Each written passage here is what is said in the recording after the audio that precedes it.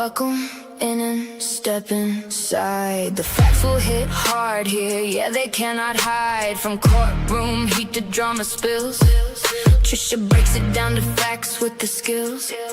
Crazy stories, even messy tea, yeah, she covers it all. No fear here, step inside to come along for this ride. Grab your saber, take your seat. The journey begins after this beat. Welcome to Trisha Talks, where the facts are on fire. Real talks on panel, we'll take it higher. Pick your lightsaber, any color will do. Let it spark to guide you through. We're diving through the chaos and lighting up the dark. Welcome to Trisha Talks.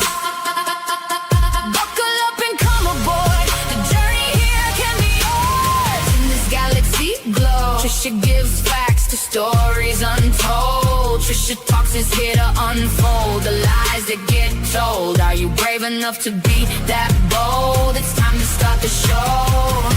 The journey begins into the unknown.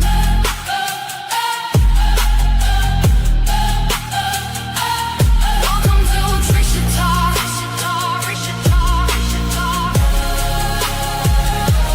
Welcome to Trisha Talks.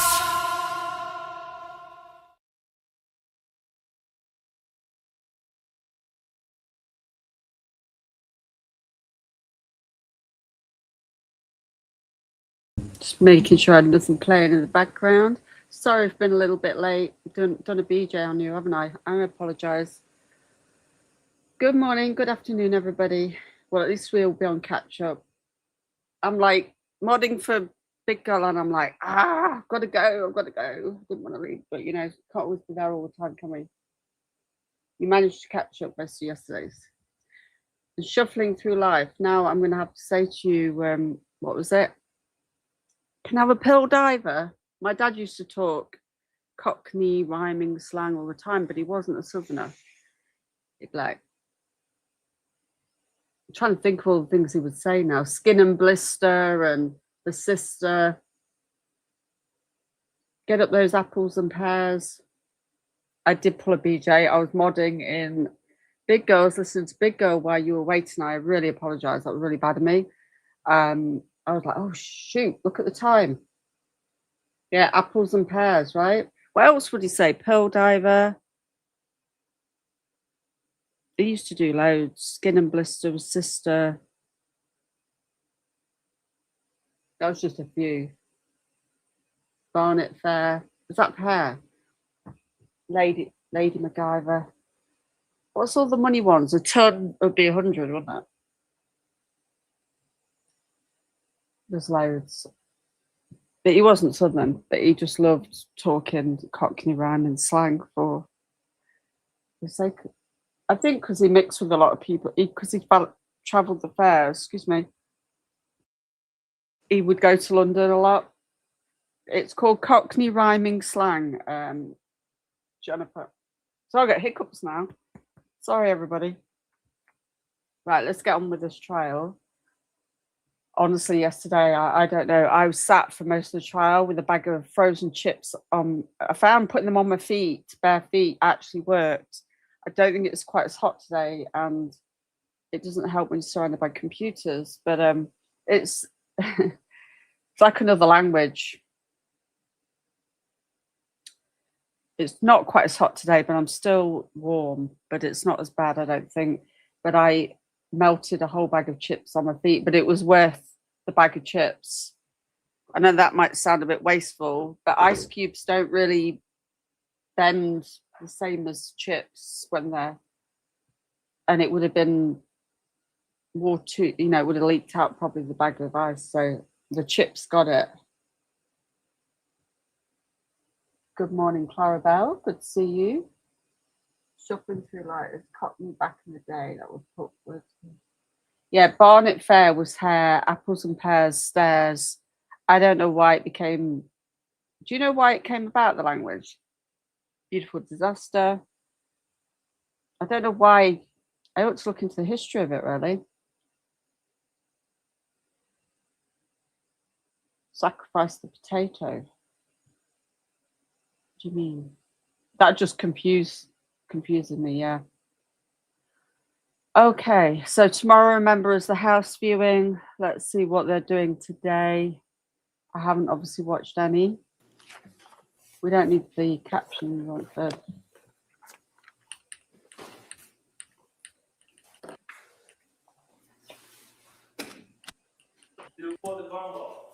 Clancy. Ms. Clancy is present. She is represented by. Make sure everybody was able to But that attorney getting caught recording in the courthouse was follow gold. my instructions. They're going to go over briefly our schedule for today and the schedule for tomorrow. All right. So first, let me get to those questions. The first question is: any member of the jury I've got a read, big seen, girl or opening heard one window. anything from any source that would affect your ability to be fair and impartial in this case? No. All right. Next question: is there any other serious matter of concern bearing on your service as a juror in this case that anybody needs to bring my attention at this time? No. All right, good. Thank you for following those instructions. Now, in regards to our schedule today, it's anticipated, as you know, in these cases, sometimes the best laid plans, but it's anticipated that we'll go this morning to about 11 o'clock. We'll take a break at 11. We'll come back.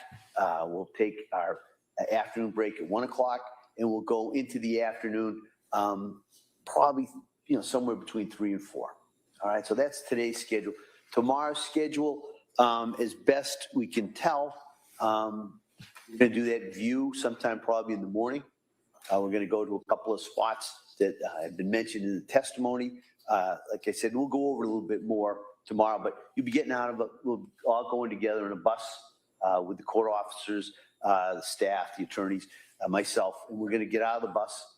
So, that's just a word for the wise for footwear and to double check the weather. I'll go into that a little bit more probably by the end of the day, but just in case I forget, that's what we're going to do.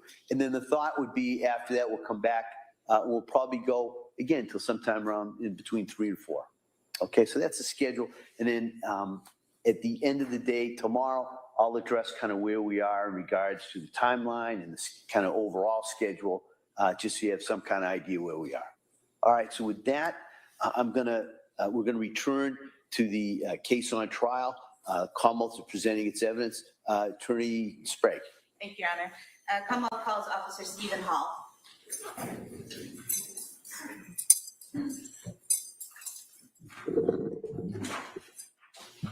It's the police officer that's up next, isn't it?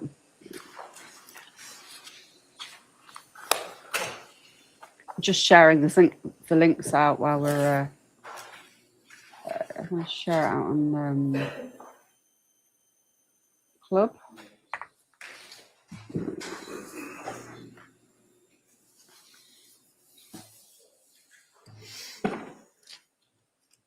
Good morning. Stop right here, raise your right hand to the clerk, please. Good morning. Do you solemnly swear that the testimony you have been shared with the court in hearing and that I am between the Commonwealth and the Federal Government to the Thank you, sir. Have a seat. Thank you. All right, good morning. Morning. All right. So I'm going to ask you to keep your voice up so the jury can hear you. Yes. And with Morning, that, everybody. Attorney Sprague. Thank you, Your Honor. Good morning. Could you please state and spell your name for the record? My name is Stephen Hall, Stephenhall. And your date of birth? Oh, why am I on the screen? Hold on. 1983. Where do you work? I work at the Duxbury Police Department How long have you been a Duxbury police officer? since 2015, so roughly 11 years. I want to direct your attention to January 24th, 2023. Were you working that day? Sorry about that, guys. What Ladies shift were you and working? gents. The 4 to midnight. And would that be 4 p.m. to midnight? Yes. And were you in uniform? Yes. Were you in a marked cruiser? Yes. And were you on patrol? Yes. And being on patrol, were you alone or with a partner? I was alone. Further directing your attention to approximately 6:11 p.m. At that time, did you receive a dispatch to go to 47 Summer Street in Duxbury? I did. And do you recall approximately where you were when you received that dispatch? I was at the Lincoln Street Fields in Duxbury. And so how long did it take you to get from there to 47 Summer Street? 7 to 10 minutes. Sorry, I was too busy sharing the link out. Look at, let's check. It's got a bit blurry. And did you go to 47 Summer Street? Yes. That's their end, I think. And what did you see when you arrived there? When I arrived, it was just a house. There was a gate open on the left side of the house. I'll show you a few exhibits that have already been marked. Exhibit 32.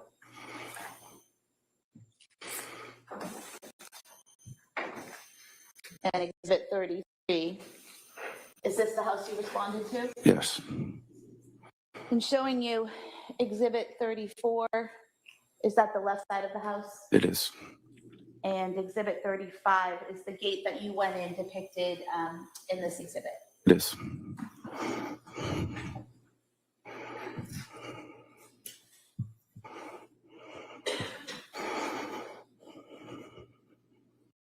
First officer on scene, I arrived simultaneously with Officer Josephine. and is he also an officer with Duxbury Police? Yes. And so did you both head to that same direction, or did you go in different directions? We both went to the backyard as we were dispatched to. And you said you went to the left, correct? Yes. We heard a male voice calling for us on the left side. So And that's where you headed? yes. Okay. And did you encounter a male in the backyard? Yes. And did you later learn his name was Patrick Clancy? I did. What was his demeanor? He was upset. He didn't know what was going on. So And did you see anyone else in the backyard? no. Did you see anyone on the ground? Yes. And who was on the ground? Miss Clancy. Is that Lindsay Clancy? Yes, And do you see her in the courtroom today? I do. Could you point to her? No issue with ID, Your Honor. Record may reflect the witness has identified the defendant. Thank you. Where was she positioned? She was on the ground if you were looking at the backyard on the right side.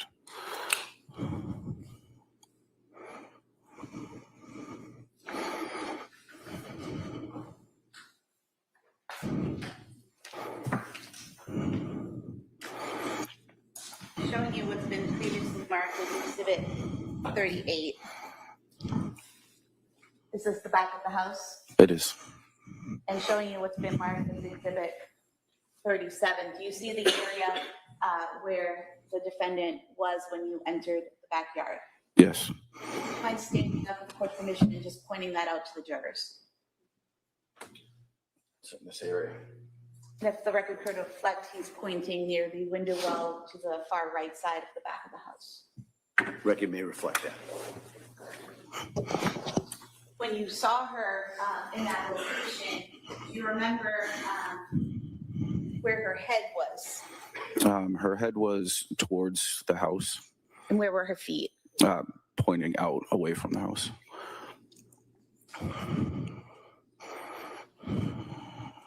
Are you trained in first aid as part of your job? Yes. And do you carry equipment with you in case you have to provide first aid to someone? Yes. When you saw the defendant on the ground, did you go to her and observe any injuries? She had cuts to both wrists and to the left side of her neck. The cuts to her wrists, were those actively bleeding when you saw them? No, they were not. When you saw the cuts to her neck, were those actively bleeding? No. Did you, based on your training and experience, feel the need to provide any medical care to those cuts or use any of the equipment you had to tend to those cuts? Not at that time. Was she conscious? Semi-conscious, in and out of consciousness. And what was she doing that gave you that indication? She would wake up and move around and then kind of just go still again. And when you say she would move around, what parts of her body was she moving? Just her head, really. Was she able to speak to you? She wasn't, no. Was she making any sounds? She was just like, it sounded like she was in pain. So something like moaning or something like that? Yes. While you and Officer Josephine are there, do other first responders, such as firefighters, start to arrive? Yes, they started to arrive, and I went to the gate to direct them where to go. And how did you know they had arrived? You could hear the sirens. So you heard the sirens and went to the gate to tell them to come to that side? Correct. While you were doing this, did Patrick Clancy stay with you? At one point, he went inside to say he was going to check on his children. And did you see what entrance he used to go into the house? He went towards the backslider. And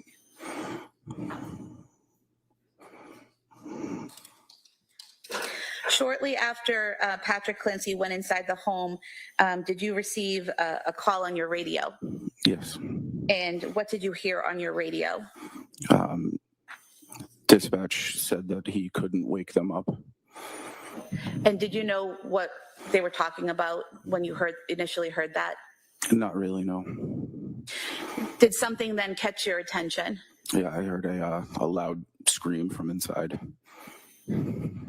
And could you tell where it was coming from? Just inside the house. And the screaming, was it words or just sound? It was just a sound. When you heard that screaming, what did you do? Myself and Officer Josephine ran towards the slider and entered into the house. And when you entered into the house, do you remember what room you entered into? Into a kitchen. And when you entered into the kitchen, could you still hear that screaming? No. We could hear he was talking, but there was screaming was done. When you said he was talking, who was talking? With Patrick Clancy. So you could hear Patrick Clancy talking at that time? Yes. And could you tell where he was? Yes, he was in the basement. And did you head to the basement stairs? Yes. Showing you what's been marked as Exhibit 41. Are these the stairs that you went to? Yes.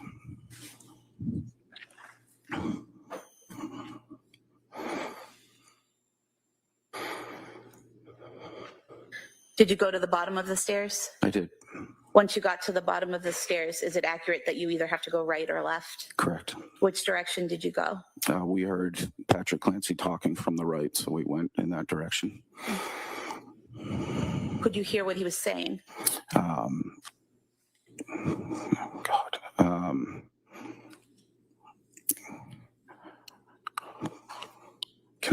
Do you mind if I? You don't recall? You're struggling. I have no objection to that. You need to read further of that in this report. Do you recall him saying, I can't wake them up, I can't get them up? Yes. And do you remember his demeanor as he was saying that? He seemed very upset. What did you do in response to that? He came from a back room, so we ran into that back room.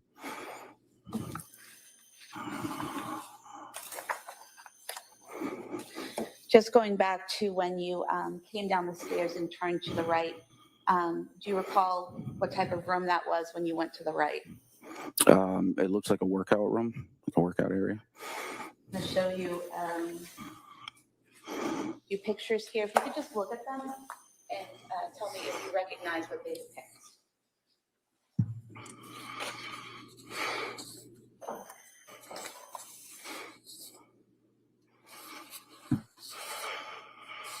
Yes. And do you recognize these to be photographs of that workout room that you entered into when you went to the right? Yes. We could have these marked as the next few No exhibits objection. All right, those may be admitted. or exhibits.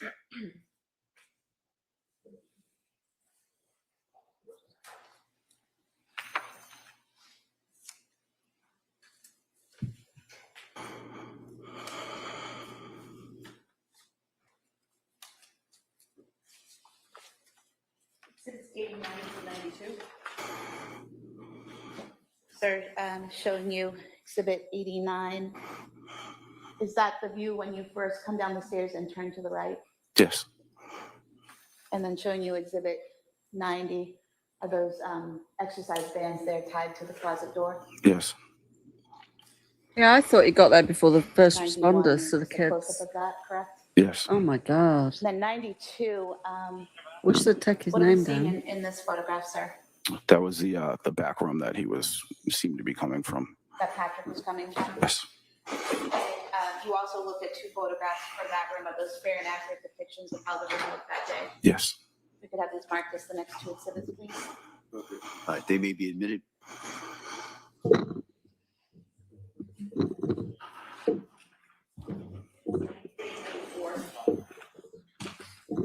Sir, did you head to that back room? I did. And what did you see when you got to that back room? Just past the door on the left side, there was a body of a young child. And do you remember what position the child was in?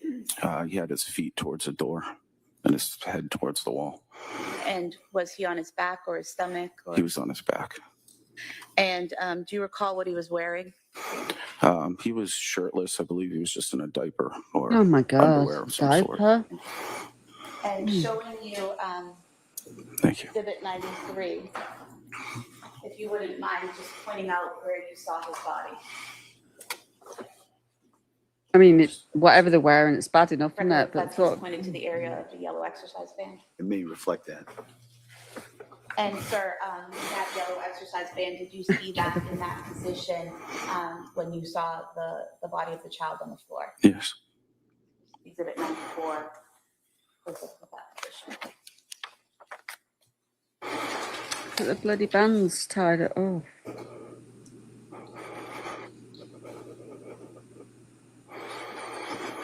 Sir, did you later learn that child's name was Dawson Clancy? I did. And can you describe his physical appearance when you saw him? He was discolored, like a bluish purple. Do you remember what his face and neck looked like? No.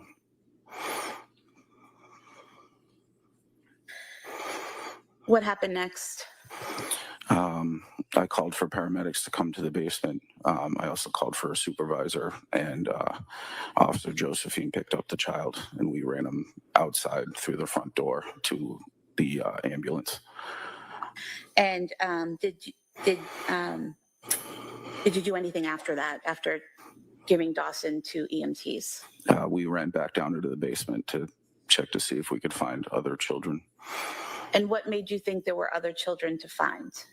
When Patrick Clancy said, well, I can't wake them up, instead of just a singular. Yeah, he got there first. And so when you went back inside, did you go back down the basement stairs? Correct. And this time, did you go to the left? Yes.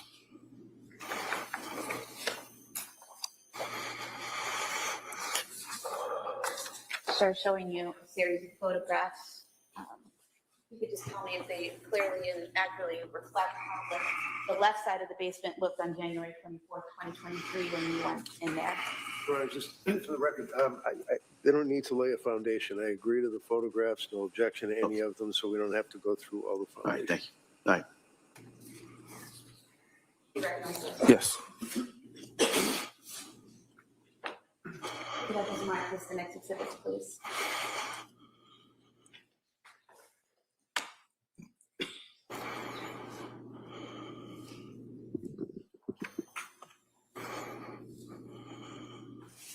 I was going to join the police when I left the Navy, but I never did in the end. Life took a different turn in Cornwall.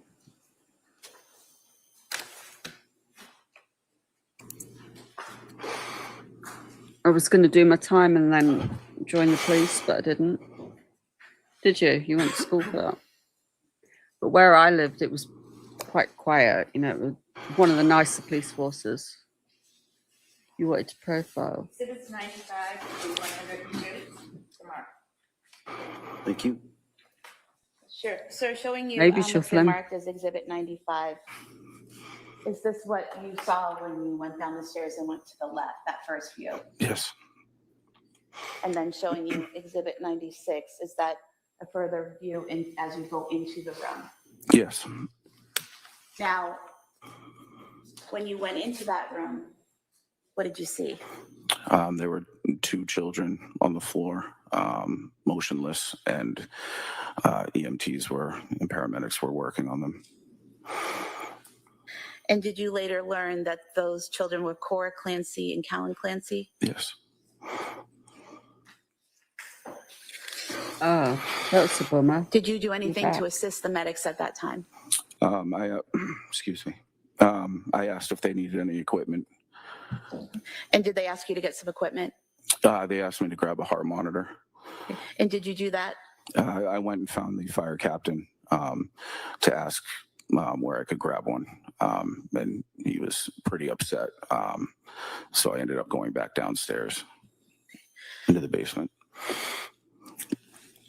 At some point in time, actually, if I could show you Exhibit 96 again and just ask if you could just point to us where you saw each child. Okay.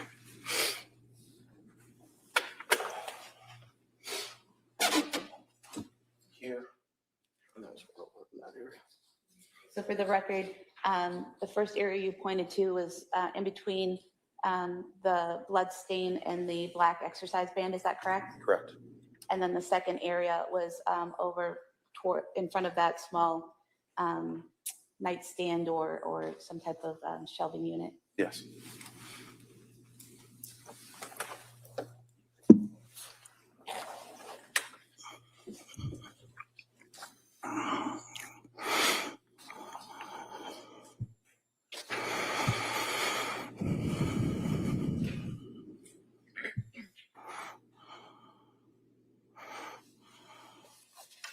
At some point in time, did you go back outside?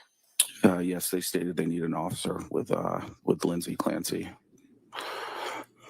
And I'm going to show you a photo here outside near that window well that's towards the right of the house.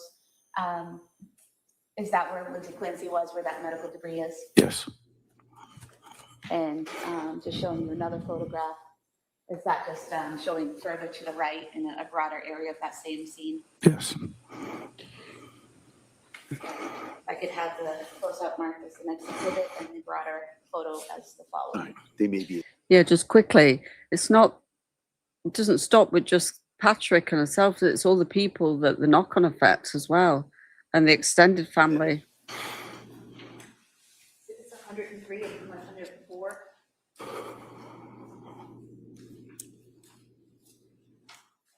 While you were out there with the defendant, were medical staff, paramedics treating her? Yes. And did you happen to look up? Yes, I did. What did you see when you looked up? There was an open window with blood marks around the window. And did you also see blood marks on the shingles below that window? I did. I'd have been no good as a Showing you a paramedic, photograph. that's for sure. Here. So up at the top, is this the open window you're referring to? Yes. Zooming in on the shingles here to the left and right, just below that window, are those the blood marks you're referring to? Yes. And here in this photograph, you had mentioned blood marks on the upper window. Is that what you're referring to? Yes.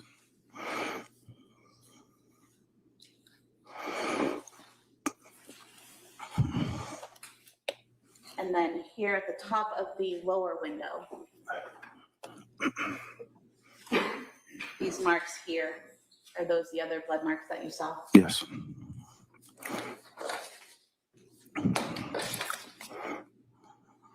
If we could have these photos marked as the next exhibits. All right. They may be admitted.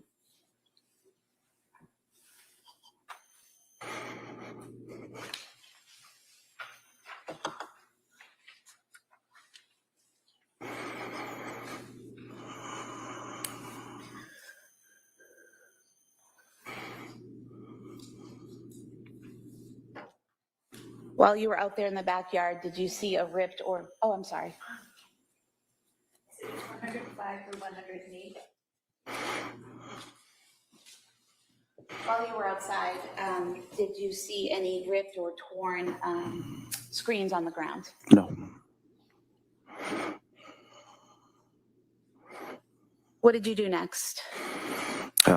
I just went over to the paramedic, asked what I can help him with. He said she was good, but she kept taking her face mask off for oxygen, and so I just kept replacing it back onto her face. And when you say she, are you referring to Lindsay Clancy? Yes. And did you then help them get the stretcher to the ambulance? Yes. I have nothing further. All right. Reddington?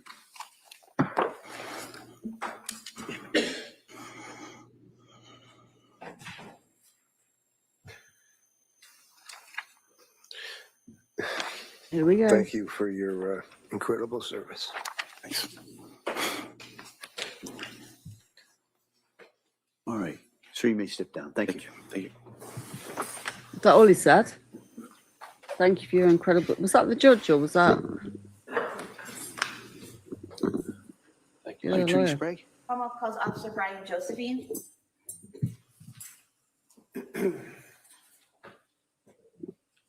Hmm.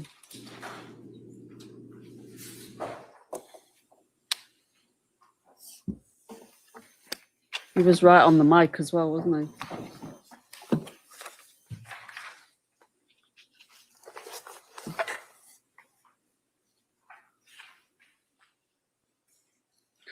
Yeah, was it the defense guy? He just said thank you for your service. That's all he said, wasn't it?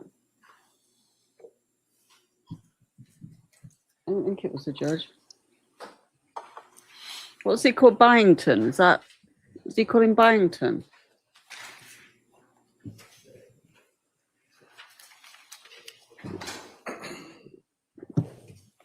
Must be nerve-wracking going in to give evidence, testify. Joyce, this is Lindsay Clancy.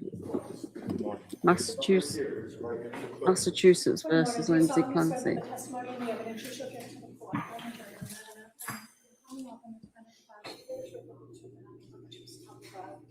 Thank you, sir. You may be seated. Yeah, it's bad lighting. All right. Good morning, sir. All right, counsel. Thank you. Good morning. Could you please state and spell your name for the record? Brian, Brian, Josephine, Josephiane. And what's your date of birth, sir? June 13, 1990. And where do you work? I work at the Duxbury Police Department. How long have you been a police officer? I started there in April of 2020. And did you work for the Plymouth Police before that? Yes, I did. And how long did you do that? Almost 5 years. What is your current role? I am patrol officer. Back in January of 2023, what was your role with the Duxbury Police Department? I was the school resource officer for Alden and Chandler. I work with kids, kindergarten through 5th grade. Directing your attention specifically to January 24th, 2023, were you working an overtime shift that day?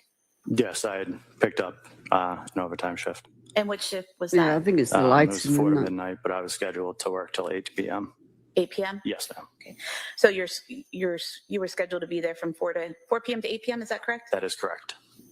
And you were in a cruiser, in a marked cruiser in a uniform? Yes, I was fully dressed in Duxbury Police uniform. I was in a marked cruiser, Duxbury Police 172. And did you receive a dispatch at approximately 6:11 p.m. to go to 47 Summer Street in Duxbury? Yes, we did. And when you say we, were you with a partner or were you alone? No, I was by myself. We ride single in a cruiser there. Okay. So when you say we, do you mean that it was dispatched to all officers on patrol? So usually with critical incidents calls, they put it over to dispatch and they'll say, Duxbury police cars, start making your way to a certain address. That way everyone can get there as quickly as possible. Okay.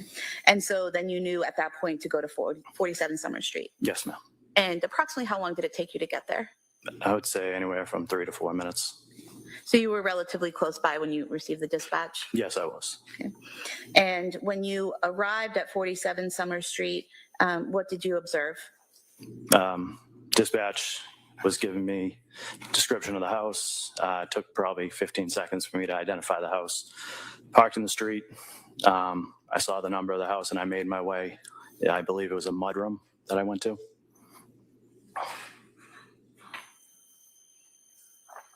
Showing you Exhibit 33. When you say the mudroom that you went to, did you actually go inside the house or did you go to the door to the mudroom? I went to the door to the mudroom to check if that was unlocked so I could make my way to the back of the house. And is that door depicted in this photograph? Yes, it is. And is it the door to the left of the garage? Yes, it is. And was the door locked or unlocked? It was locked at that time. So what did you do next? I radioed dispatch just for confirmation of where that party we were trying to get to was located. They told me it was around back of the house, so I tried to make my way that way. And when you went to the back of the house, how did you get there? Well, referring back to the picture where the car was parked, I went to the right side, and I went around the garage. There was a fence, and I went over the fence, I believe. So showing you Exhibit 33, again, you went by these cars and around the house to the right. Yes, that's correct.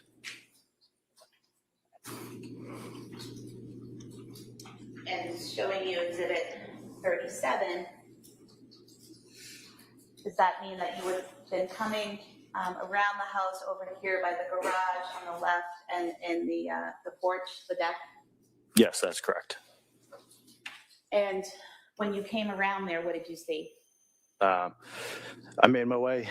I observed two parties, one lying in the ground and one standing over it.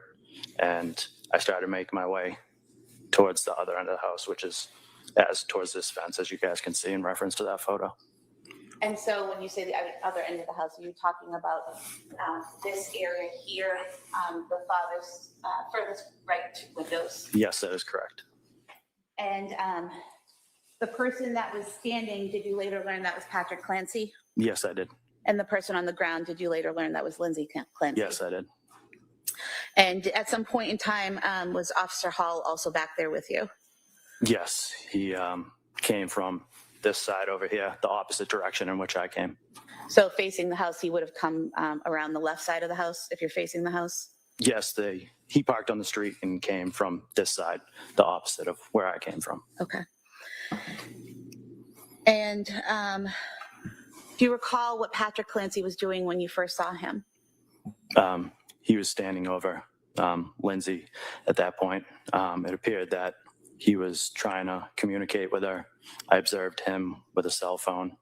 It was kind of down by his side, so I don't know if they were talking or what, but it was probably a split second, and then he turned to my location, saw me because I was illuminating the yard with my flashlight, and then that's when me and him crossed paths.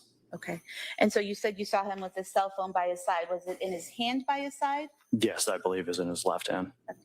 Okay. And you say you crossed paths with him. Approximately where did you cross paths with him?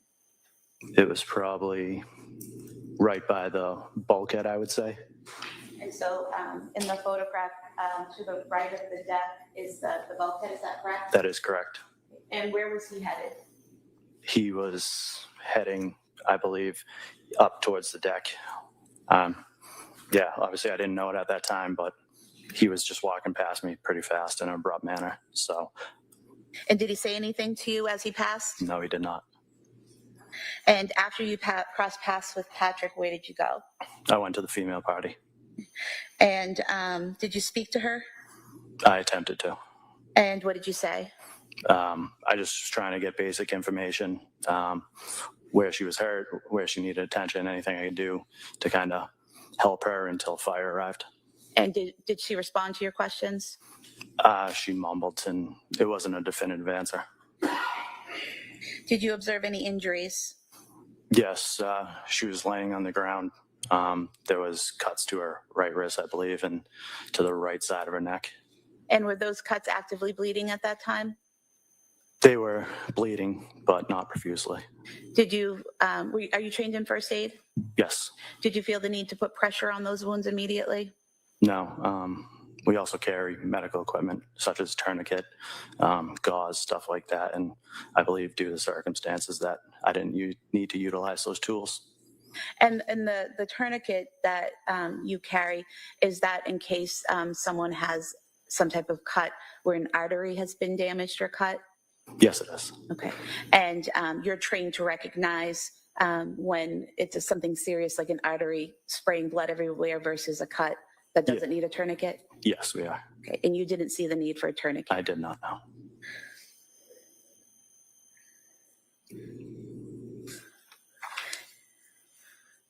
And based on your training in first aid and as a police officer, as a first responder, did those wounds appear life-threatening? No, they did not. Did other emergency personnel from the fire department begin to arrive? Yes, so I would say I tried to talk to Ms. Clancy for probably 30 seconds to a minute. And at that point, coming from that opposite side of the house, I observed Duxbury Fire personnel show up. And our protocol is to kind of turn the medical over to them because they're more highly trained than we are. Okay. And at some point in time, do you hear something? Yes. What do you hear? Myself and Officer Hall were standing by that window, and we just started hearing loud screams. And what did you do when you heard those loud screams? We immediately were trying to figure out where they were coming from. I'm not sure if dispatch or something came over the air and said something about the basement, but we both just started making our way back towards the deck part of the house. Did you go in through the sliding glass doors? Yes, we went up the deck and through the sliding glass doors into the kitchen. And did you then head to the basement? Yes. Okay. And Roro, could good you to hear see any you. sounds coming from the basement as you entered the kitchen? Yes, it was the exact screaming that I heard from the window. And did you go down the stairs to the basement? Yes, we did. And did you see anything as you went down the stair after you went down the stairs? So we went down the stairs, and there was a picture at the bottom of the stairs, I believe, of Lindsay and Patrick. And the basement splits off into two, a right and a left area. And the screams were coming from the right area. So that's where we directed our attention to first. Okay. And did you see Patrick? Yes. That right side opens up, and it's like 2 rooms, I believe. So we went into the first room, which was kind of dark, and there was some cluttered stuff around, and Patrick was in that back room at the time.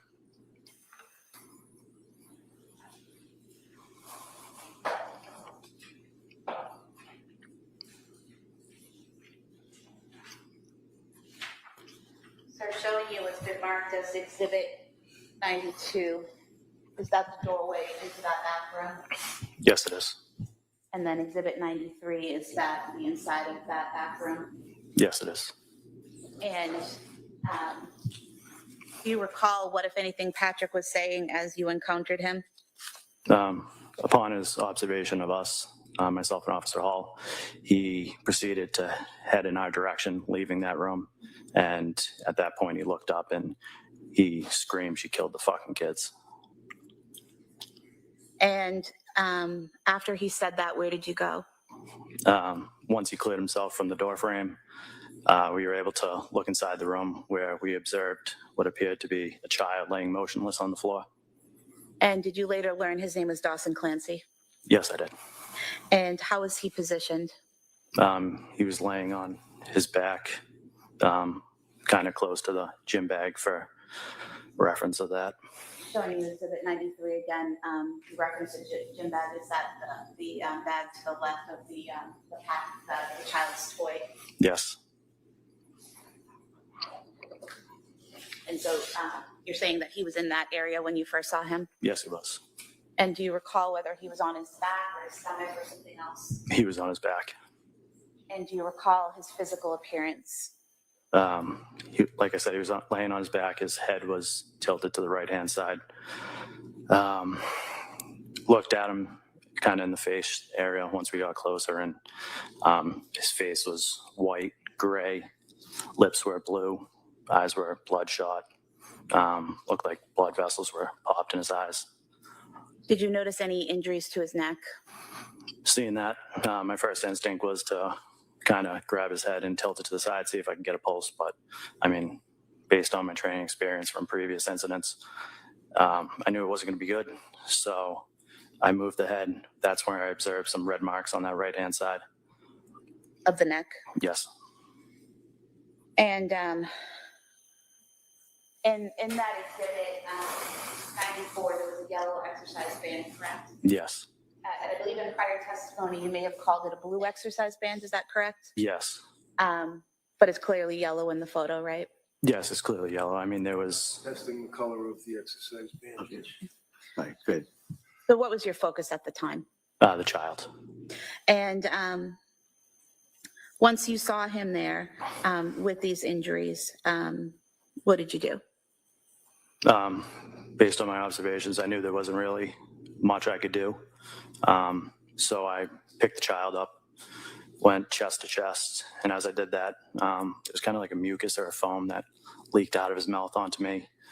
I grabbed him, went back towards the way we came down into the basement, and I headed up to the stairs where Sergeant Homestead was coming down the stairs, and I started yelling to him to get out of the way. Went back up the stairs and then into the kitchen, directly adjacent to the stairs. There's the front foyer, like hallway, and I went out the main door into the driveway. And was there an ambulance in the driveway at that time? Yes, the ambulance was backing up and had pretty much just parked, and one of the fire was walking around to the stretcher out back. So I rushed over with Dawson and I put him on the stretcher, and that's when Sergeant Homestead and fire personnel started working further on him. What did you do next? I went back into the house. And why did you go back into the house? I remember hearing something about kids and multiple, and I just went back. And when you went back at the house, did you go to the basement?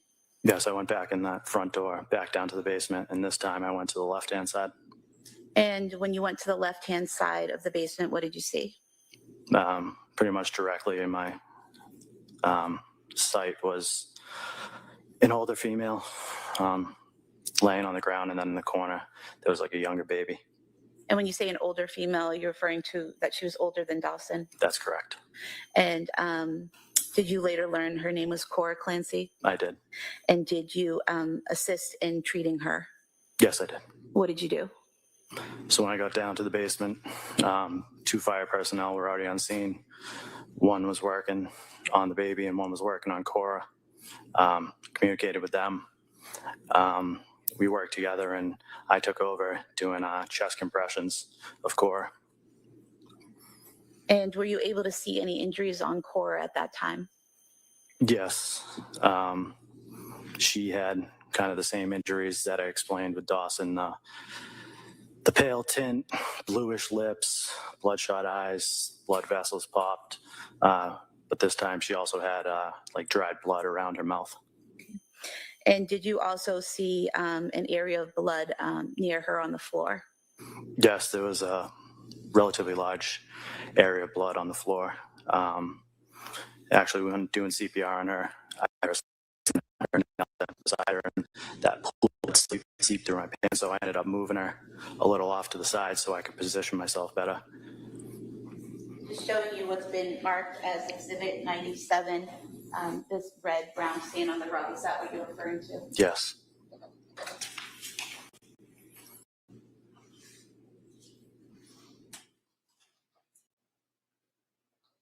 While you were doing chest compressions on Cora, what was the firefighter doing? The one that had previously been attending to Cora then went to the child that was in the corner. And eventually, was Cora put on a stretcher and brought out? Yes, eventually. I think the baby was brought out first because I think they mentioned at some point they might have found like a faint pulse or something like that. So they got him out first, and then we were able to get Cora up. So that entire time while you're in the basement, are you still giving chest compressions to Cora? Yes. Yeah. I mean, it felt like forever, to the point where I think I radioed for assistance for another officer to come down. And did others come down to assist? Yes, Officer Cahill came down to further assist, where I continued with chest compressions, and he used a bag valve mask to give rescue breaths. And a bag valve mask, is that something that goes over someone's face, a mask that's attached to a bag and you squeeze it to give air? Yes, it's an alternative breathing apparatus. At some point, do you go back upstairs to the first floor? Yes. And do you encounter Patrick Clancy when you go upstairs?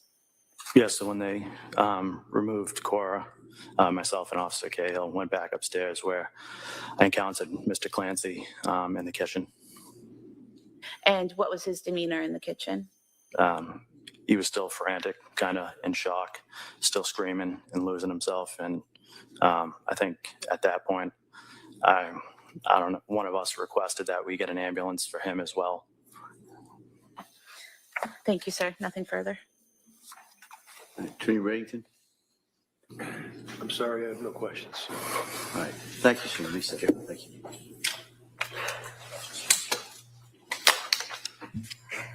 Someone calls PJ Hussey.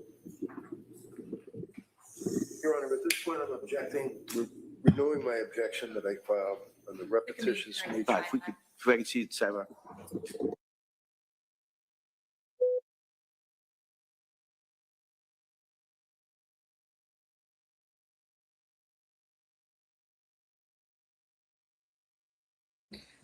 In a bit, we will play, or at the end, I'll play that he's a psychiatrist, isn't he? We'll play that video because I had that ready to play and Avi sent me it. Did you send me anything else, Avi, or was it just the psychiatrist? I think he's a psychiatrist, not a psychologist. I do follow him already. I can skip this, can't I?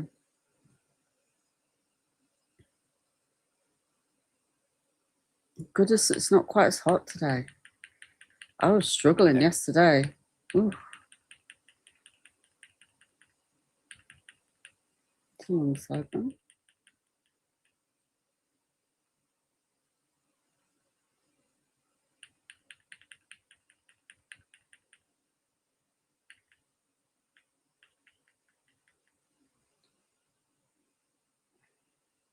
They gone on a break or a sidebar? I thought they were on the sidebar.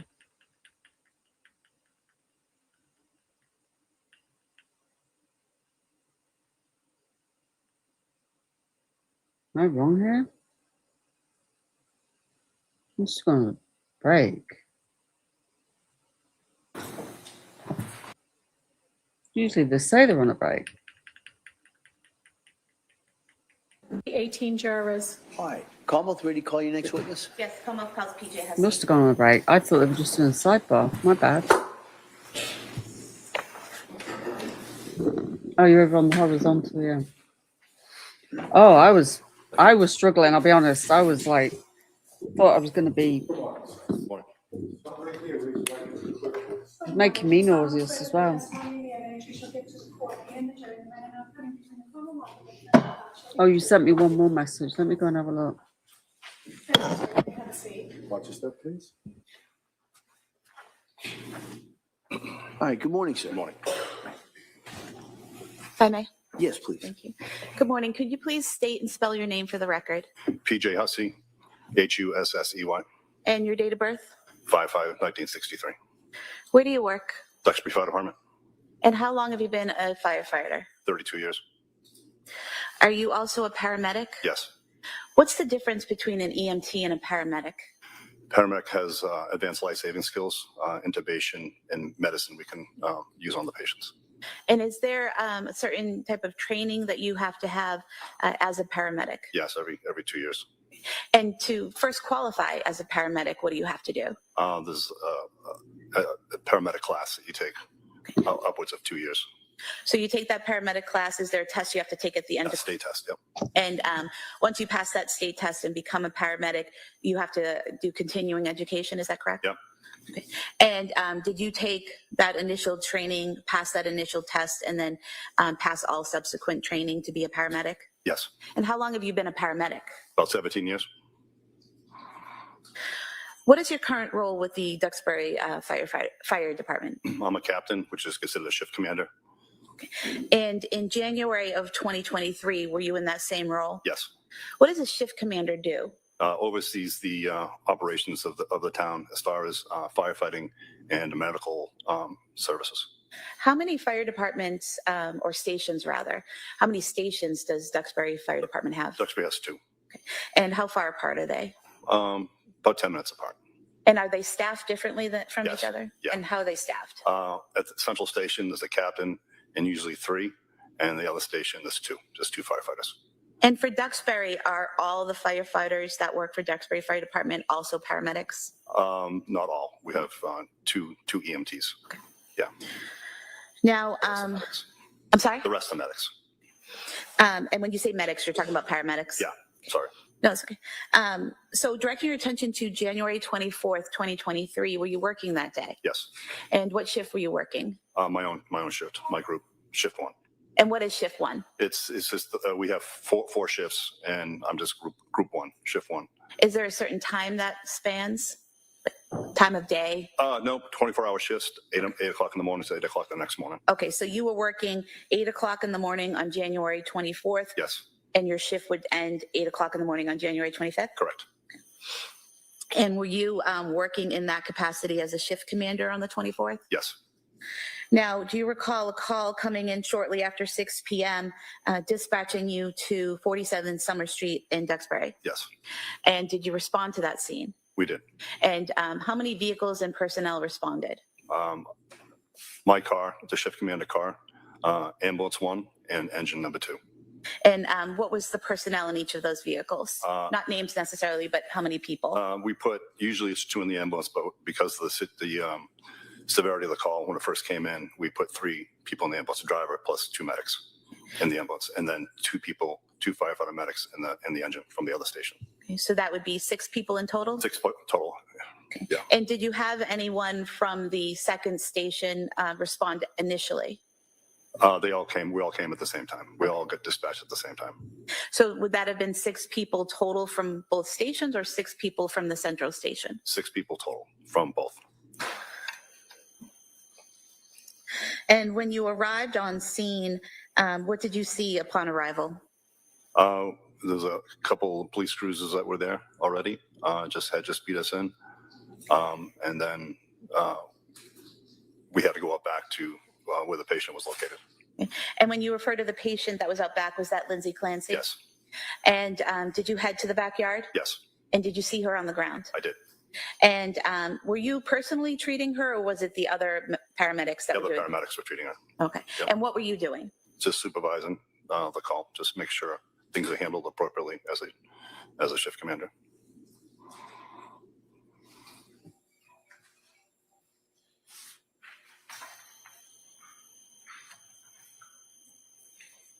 Showing you what's been marked as Exhibit 37. Do you see the area where you were in the backyard that night on the screen? Yes. If you wouldn't mind standing up and just pointing where you were. The patient was approximately right here. I was over here in this area here. And if the record reflects, you pointed to the patient being to the right of the metal window well, and you were standing to the left of the window well, is that correct? Yeah, she was right below this window, so someplace she was right in this area. Okay. And I was just a little bit further over. And when you said right below this window, you're pointing to the far right second story window? Yep. Yes. Thank you. At some point in time while you were standing there, did you hear a loud noise? I heard a scream. Okay. And when you heard the scream, could you tell where it was coming from? It sounded like it was coming from the basement. And did you look anywhere in particular? Yeah, I was able to look through the basement window and able to see a male person downstairs. And when you say the basement window, are you referring to that first Yes. metal? Yes. Well, Yes. that was in Exhibit 37.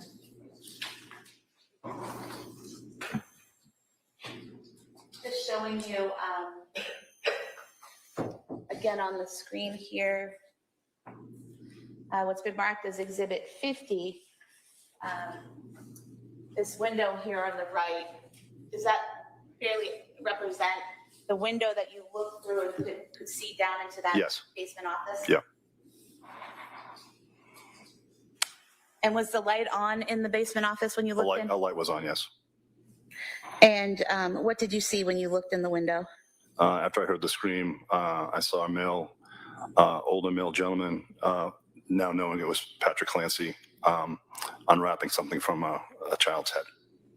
And when you saw the male unwrapping something, can you demonstrate the motion that they were doing? Yeah, the child was on the ground.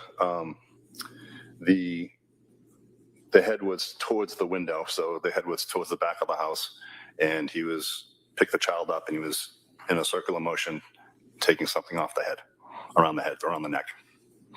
And could you see the child's face? Yes. And what observations did you make of the child's face? The head was blue. And did you later learn that child was Dawson Clancy? Yes. At that point, what did you do? Because of the severity of Miss Clancy on the ground, and now we have another patient. I put a all call in, which is a recall of Duxbury personnel, all Duxbury personnel, if they're available, to come back to the town to help out for when I need help on the scene. And I also need help in the town to cover the town while I'm busy at this scene. And I also requested a mutual aid ambulance to respond to the scene. Because at that time, there was only one ambulance that was responsible. One ambulance for Miss Clancy, yes. And then I called another, seeing the next patient, I called another ambulance in. Okay, and what is mutual aid? Mutual aid is it's a shared system that all the towns use. That if we get busy or busy with calls, we're able to call help in from surrounding towns to give us a hand, whether it be fire related or medical related. Does Duxbury only have one ambulance? We have 3. But you only had one staff that night? Yes. Okay, so you call in for an additional ambulance. At some point in time, do you learn that there are 2 other patients, Yes. Cora Clancy and Callan Clancy? Yes. At that point in time, do you have to do anything to call in more assistance? Well, the recall for Duxbury personnel was already put in, so I called 2 more ambulances at that point. And the scene that night, discovering another victim, was that a chaotic scene? It turned very chaotic very quickly. Okay. Yeah. And was it a situation where people would start treating a patient, but then have to move on to something else and someone would take over? Sort of. I had 4, so I had myself as a shift commander. I had an EMT with me, but there's also 4 paramedics. So the way it ended up working, all the initial paramedics were with Miss Clancy in the beginning. And then when we found the other patients, we left a paramedic with Miss Clancy, a paramedic with Dawson, and then 2 paramedics were with the 2 other kids in the other room. And did someone eventually also have to be with Patrick Clancy? Eventually, yes. Yeah, but at the time, there was nobody with him in the beginning. I have nothing further. Thank you. Okay. All right, counsel? No questions. Thank you, sir. All right. Thank you, sir. Thank you.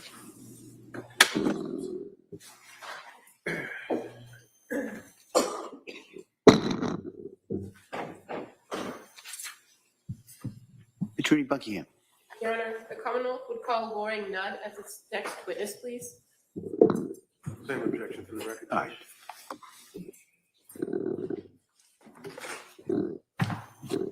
Okay, he's relieved, is done.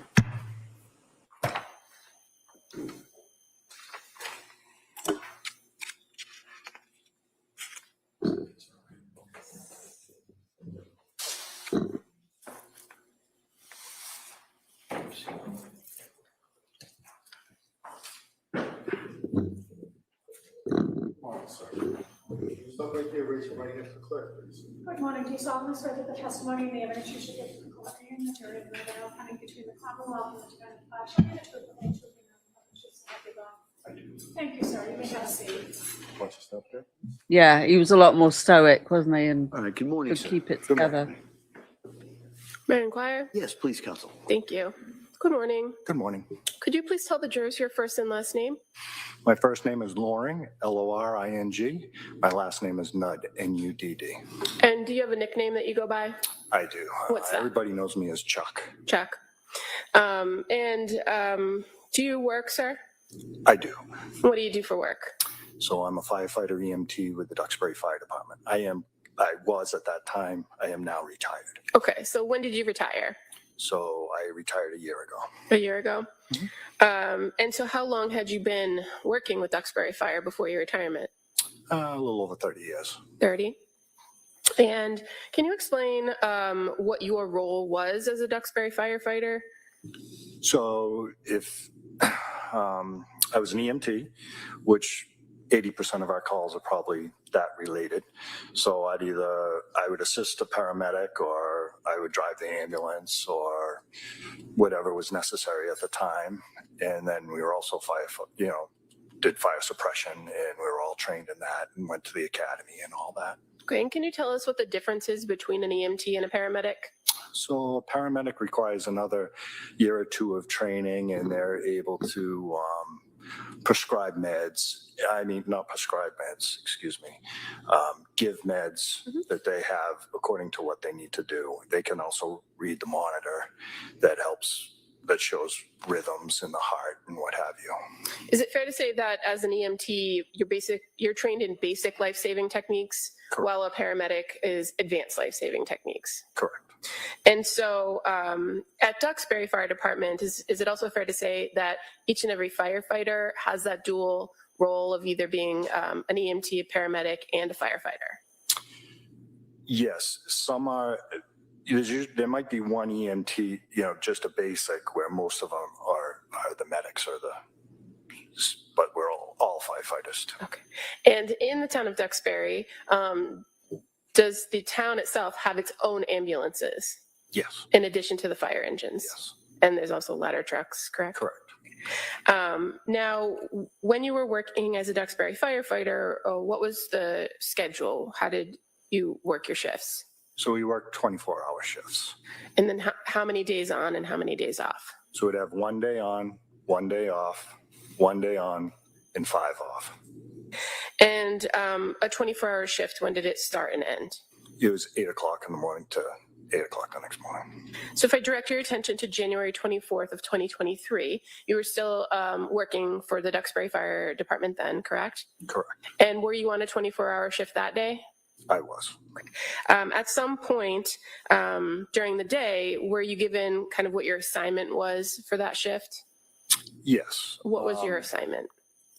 So that day, I mean, we all kind of float around a little bit, but we had a newer member that had made progress. He was an EMT and then made it to paramedic. So I was kind of what they called the backup guy. So I would do whatever fill-in needed to be done, and I would assist with them if necessary.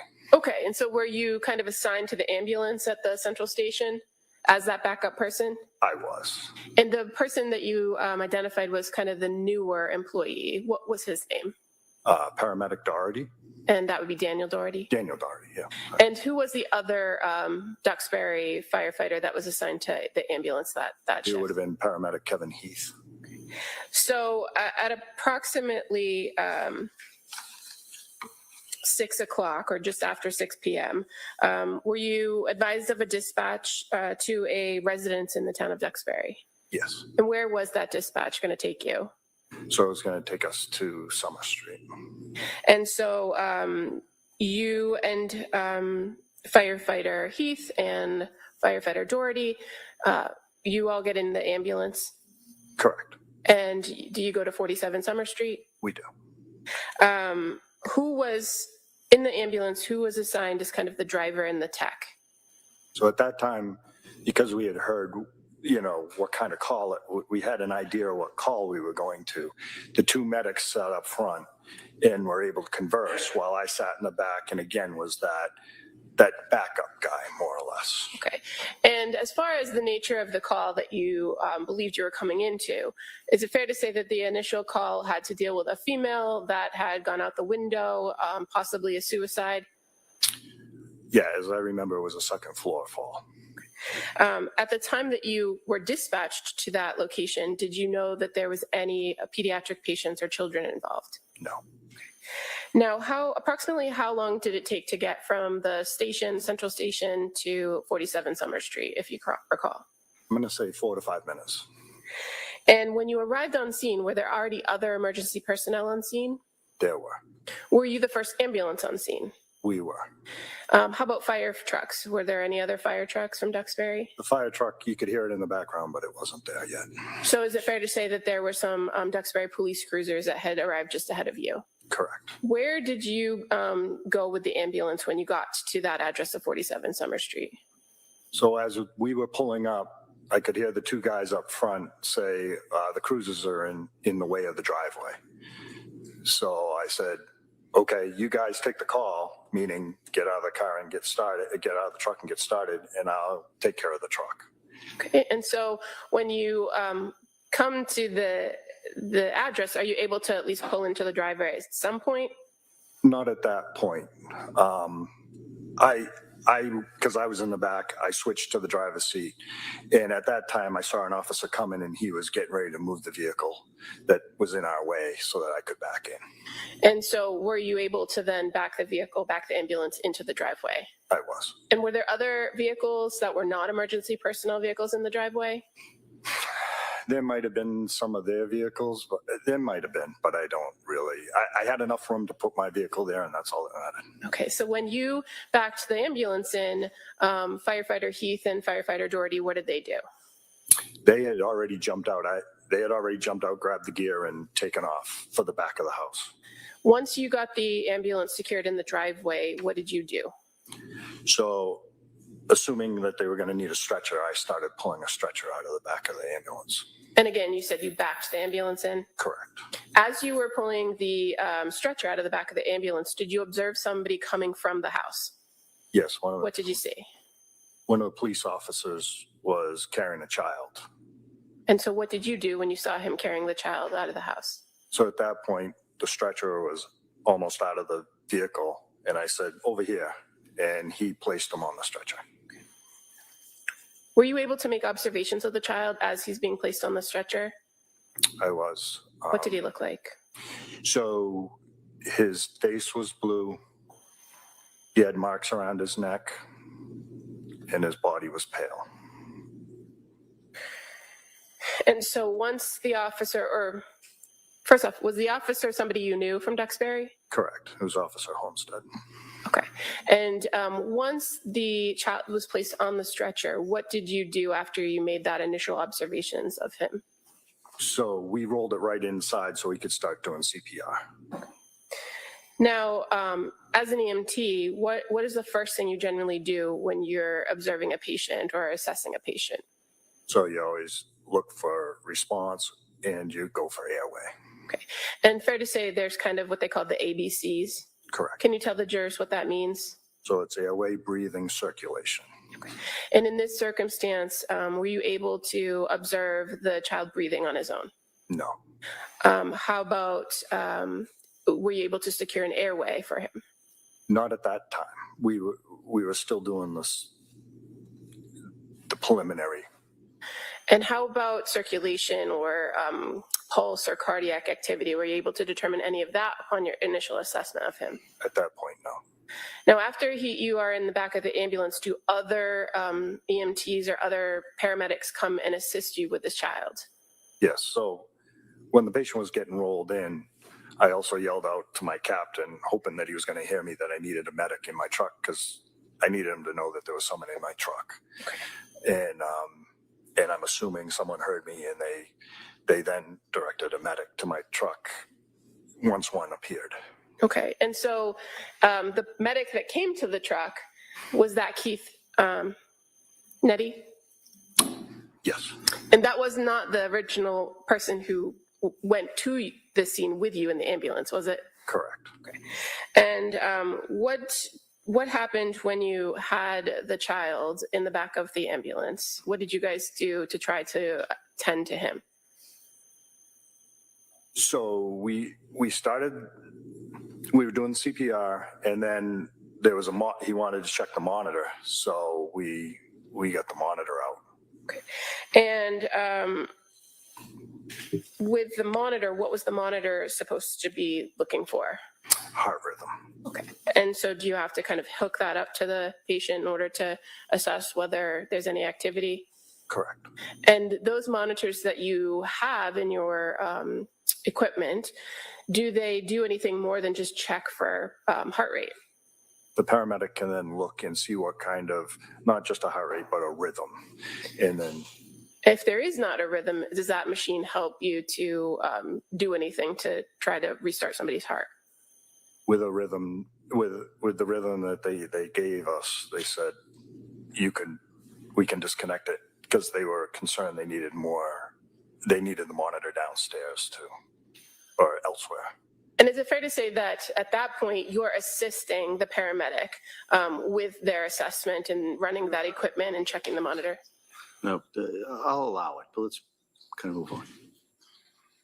I'm sorry. You know what? That's okay. Re-ask that. Are you assisting the paramedic at that point to treat the child in the ambulance? At some point, do you leave the ambulance? I do. And where do you go after you leave the ambulance? I bring the monitor down to the basement. Are the other paramedics and the other responders still working on the child? Correct. And to be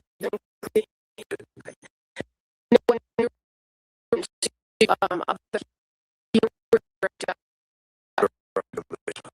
the basement. Because my cap, they said they needed equipment in the basement.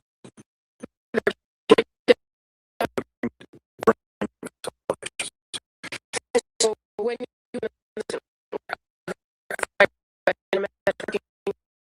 There were. to make observations of those children? Not really. Is it robot I mean, in they threat? were- Hold on. They weren't crying. I think it's the feed. It went all roboty for. Did it for you? It did for Fair to say me. they were being treated by others. Correct. Luring And Nud. so once you dropped off that firefighters, equipment, did you go back outside? I did. And what ultimately was your role at the end of this call? What were you asked to do? I was asked to drive. So the ambulance that responded from Duxbury, that's ambulance number 1? Correct. Or ambulance 1. Did you drive that ambulance to a hospital? Correct. Which hospital was that? I forget if it was the Jordan or the BI now, but it's the Plymouth Hospital. Here in Plymouth? Correct. And that was with Dawson Clancy in the back, correct? Correct. No further questions. Thank you. All right. Thank you. Attorney Reddington? No questions. It's got an unusual name. I've never heard of that Thank name you, before. Thank you.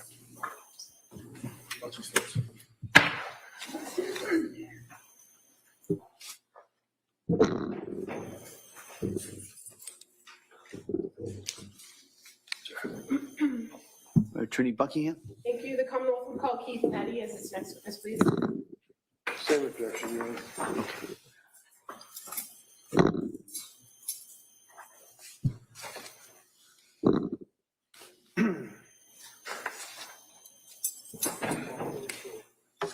Here you go. Chuck. Good old Chuck. That's a good old American name, isn't it? Chuck. Testimony in the evidence you should give to the court. Yeah. Chuck's easier. Thank you, sir. You may have a seat. I'll just step, please. Hi, good morning, sir. Good morning. Let's see what we got here then. All right, counsel. Thank you. Good morning. Good morning. Could you please tell the jurors your first and last name, please? First name is Keith. Last name is Nettie, Nette.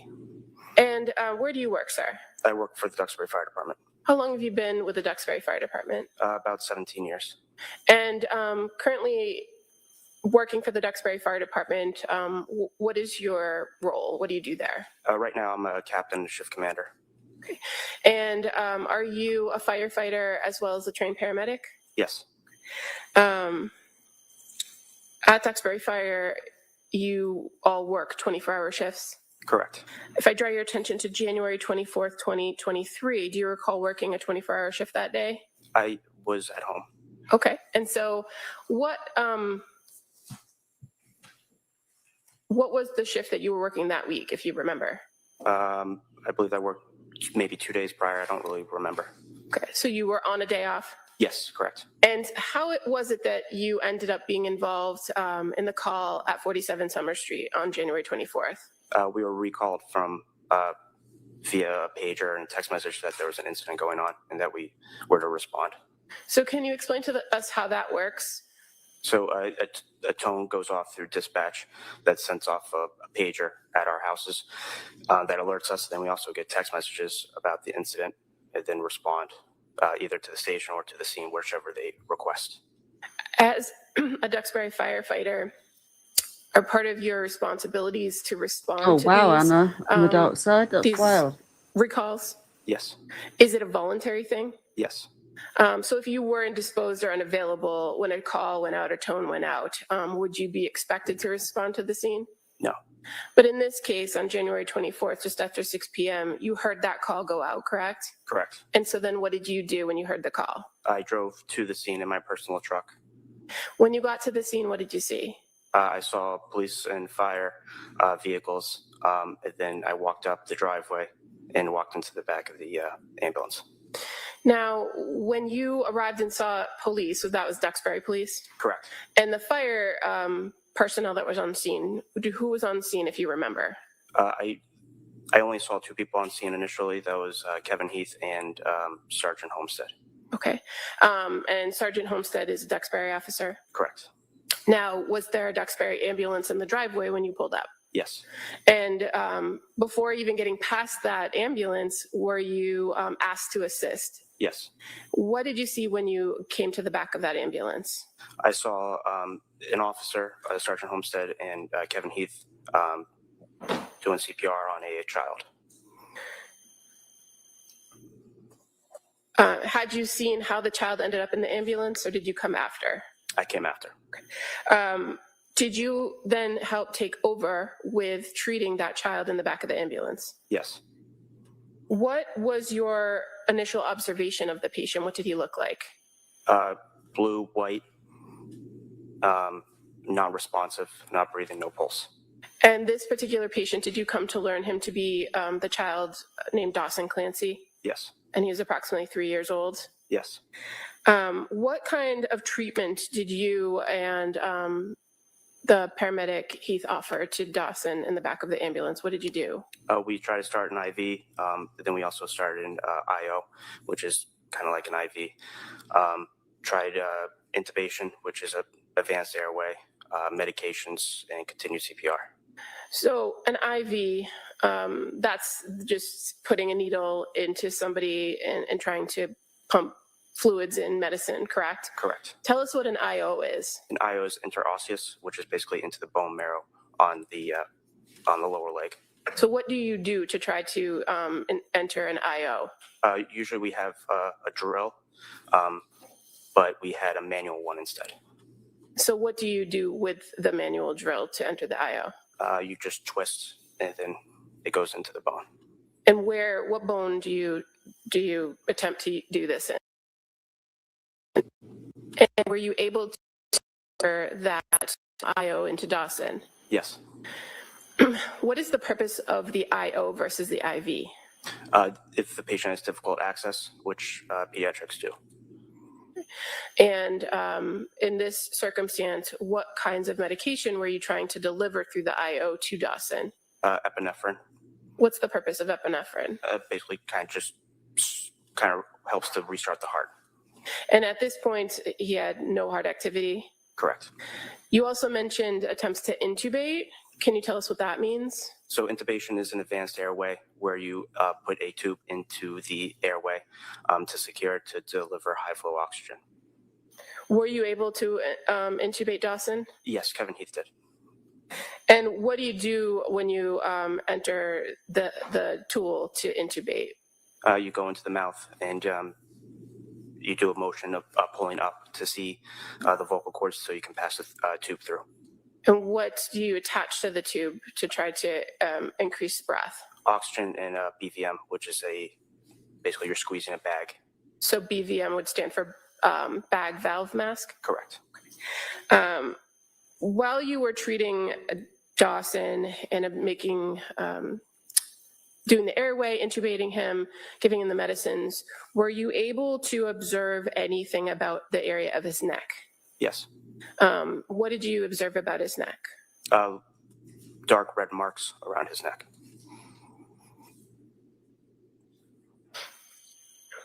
Now, all of this is happening while you are in the back of the ambulance with firefighter Heath, correct? Correct. And do you recall another Duxbury officer being present, Dan Doherty? Yes. Eventually, was that ambulance then sent to the local hospital? Yes. Which hospital did you guys go to? BI Plymouth. On the ride to the hospital, did you ever get a pulse for Dawson? No.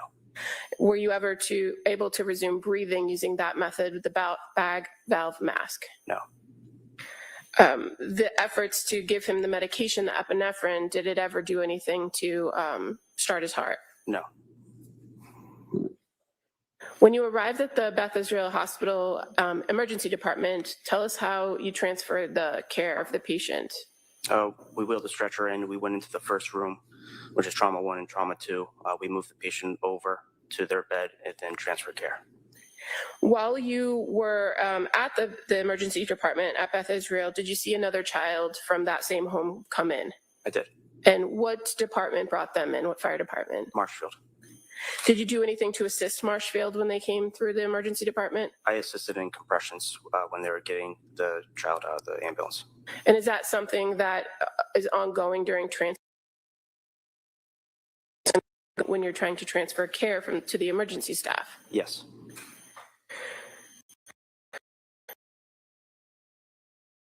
Being the father of the children at the emergency department that evening when you were there? I did.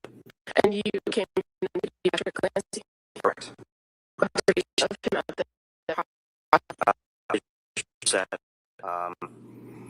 And yeah, just basically visually upset. Did you do anything yourself to assist him when he was there? I assisted to get a chair in case he needed to sit down. And was that before or after the children had been declared? I believe it was after. Thank you. All right. Attorney Reddington? I have no questions. Thank you, sir. All right, thank you, sir. You may step down. Thank you.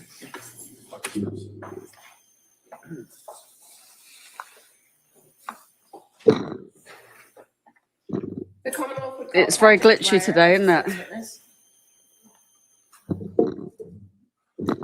Same objection. Hey, Heather.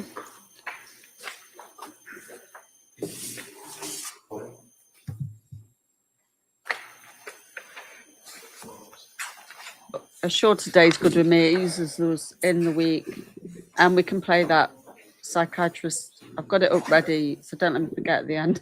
Remind me if I'm about to end and I haven't played it. I've got it open ready. I think it's about a 20-minute video, roughly. But it's all good.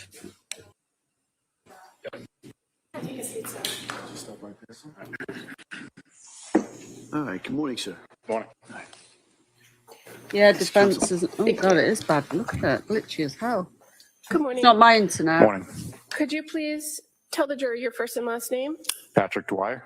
Yeah, as far as I know, it's still the House viewing tomorrow, according to the judge. Can you please spell your last name for the record? I guess he'll update us at the end. DWYER. And how are you employed, sir? I'm a firefighter paramedic at the Duxbury Fire Department. And in what capacity are you a firefighter or paramedic? Do you have any supervisory roles? No, I'm not. Just to let you know, if you're over on the horizontal, we've got a vertical stream. If you want to switch over, it's up to you. But we've got 2 horizontal and vertical streams. So if you prefer the horizontal chat, you could switch I'm a supervisor over. at the department. Now, in your role as a firefighter and a paramedic, did you receive training for those roles? Yes. And how long have you worked for the Duxbury Fire Department? It's in my 8th year right now. I think Roro's in the bush. I'm going to draw your attention to January 24th of 2023. Do you recall working that day? Yes. Were you on a 24-hour shift? Yes. And so that would be an 8 a.m. to 8 a.m., correct? Correct. At approximately 6 o'clock or just after 6 p.m., were you dispatched to 47 Summer Street? Yes. What was your assignment that day on shift? I was working on the engine out of our Station 2 Where is Station 2 located in the town of Duxbury? on Franklin Street. When the dispatch came into 47 Summer Street, do you know approximately how long it took you to get from Station 2 to the location? A few minutes. Who was working with you at Station 2 that day? Jennifer Stratton. What were each of your designated roles? I believe Jen was driving the engine and I was in the officer's seat. Now, at Station 2 in Duxbury, is it normal for just 2 of you to be on shift at that station at any given time? Yes, correct. And fair to say there are other firefighters and paramedics that are on staff at the central station, correct? Correct. And in this dispatch, you at Station 2 on the engine were dispatched to 47 Summer Street, correct? That's correct. When you received the dispatch, did you have any information that there had been children involved? No, we did not. When you got to the scene, what did you see? When we got there, it was dark out. We started walking towards the house, and the other firefighters were there before us. Then we were directed to go to the basement.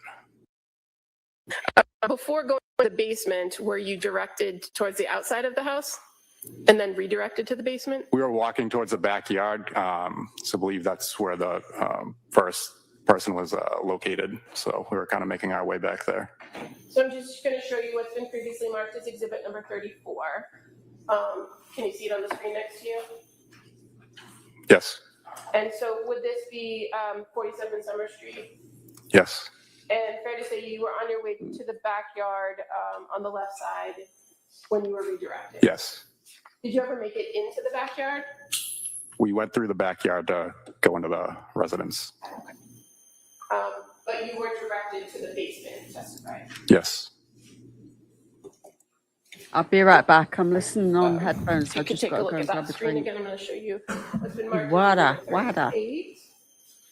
Can you see over here sliding glass doors? Yes. Is that where you entered the house? Yes. You indicated that you also went to the basement, correct? Correct. When you got into the house and went down into the basement, which side did you go to at the bottom of the stairs, the right or the left? We went down to the left. What did you observe when you went down into the basement? We saw 2 children on the ground and the father sitting on the couch next to them. So again, just going to show you what's been previously marked as exhibit 95. Is that fair to be the left side Yes. basement? And exhibit 96. Where did you see the father? He was sitting on a couch or something in the area. Not sure exactly which one. Did you also observe the children on the floor? Yes. How many children? 2. What did you do when you observed the children? We started CPR. They were in cardiac arrest. Okay, and so which child did you work on? The 5-year-old girl Okay. Where was she located? on the floor in that room.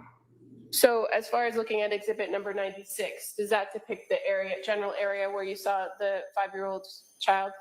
Yes. Where did you treat her? Where did you see her? Right in that area. I can't remember exactly where it was. Okay. In this photograph of exhibit number 96, do you see a lot of equipment? Yes.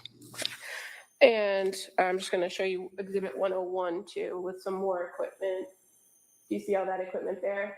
Yes. Is that equipment that was used to treat the 5-year-old child? Yes. Did you learn her name to later be Cora Clancy? Yes. While you were assisting or working with Cora, what was Jen Stratton doing, your partner? She was with the other child. Do you recall where the other child was in relation to Cora? They're kind of right next to each other.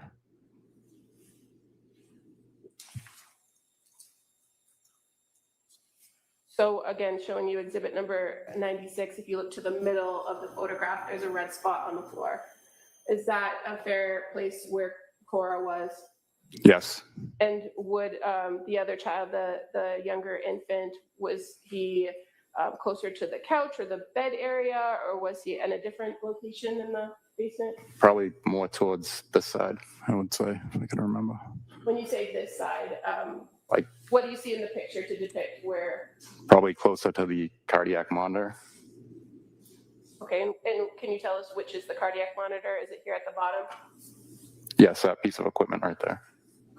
And again, in exhibit 101, can you see the cardiac monitor a little better? Yes. Where is it in this photograph? Right there. Do you mind just getting up and pointing to it on the screen? So we're talking about this black bag that is sort of off center of the photograph next to a blue bag. Is that fair to say? Sorry, what was the question? I'm just trying to locate it on the picture for the record. So you pointed to a black bag that's kind of off center in this photograph, correct? This is a cardiac monitor. Okay, thank you.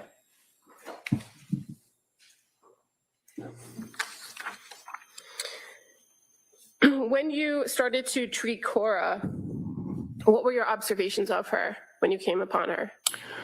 I noticed she kind of looked like she had some burst blood vessels around her eyes.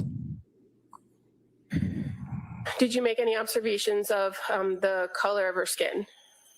It was kind of pale, bluish. When you approach the patient, what's the first thing that you do to assess them? I check for breathing, check for a pulse. Did she have a pulse? No, Was she breathing? no. And when you're doing those things, are you able to make observations of the area around their face, like their nose and their mouth? Yes. In this circumstance with Cora, did you notice anything around her mouth? Around her mouth? Not that I can recall.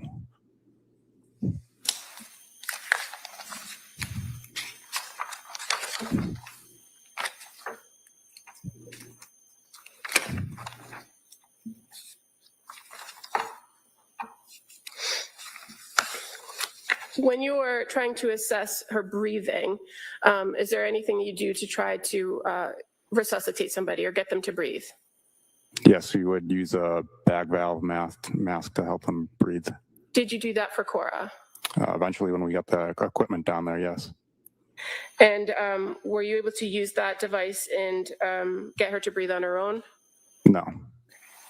And while you're utilizing that bag valve mask, fair to say you're in close contact and making observations of the patient's face and mouth, correct? Yes. And you indicated that you're not sure if you recalled seeing anything around her mouth? Nothing particularly that I can think of. Okay, if I may approach. Yeah.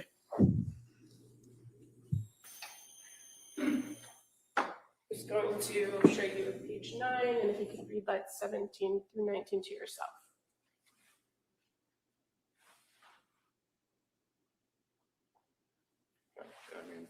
Does that refresh your memory? Yes.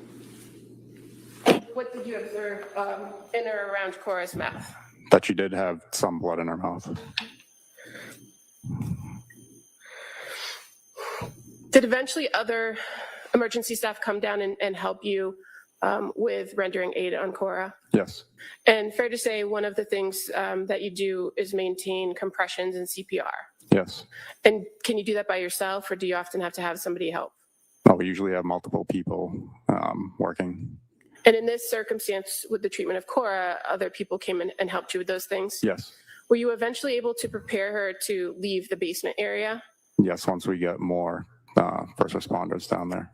And fair to say there was first responders from other departments that came and helped prepare to bring Cora out of the basement, correct? Yes. Do you recall how she left the basement?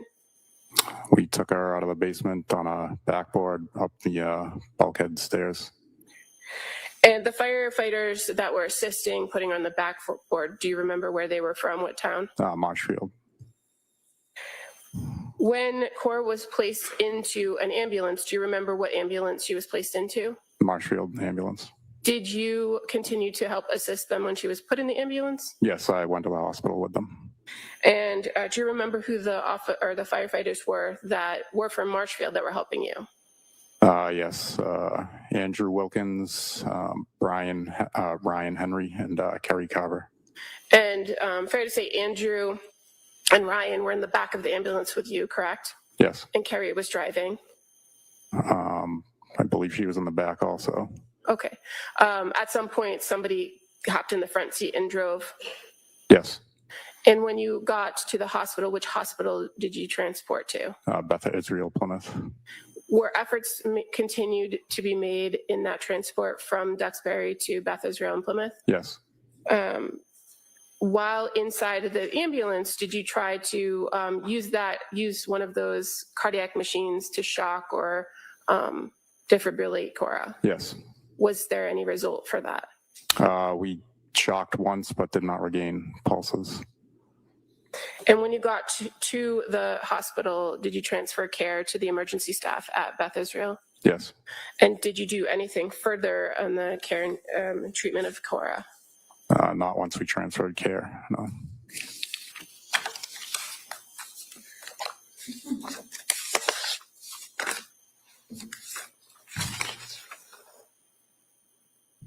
And nothing further. Mr. Reddington? I have no questions. Thank you, sir. All right, thank you, sir. You may step down. Thank Thanks.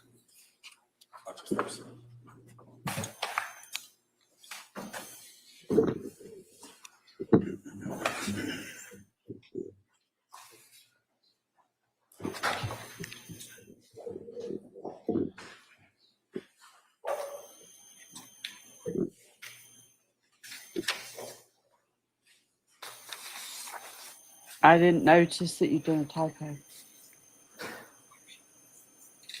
You're all good.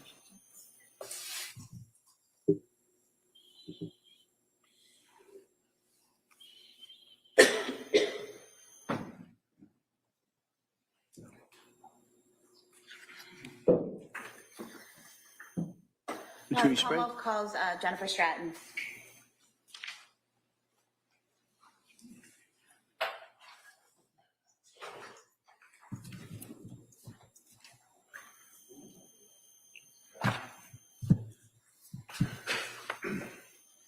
Same objection, Your Honor.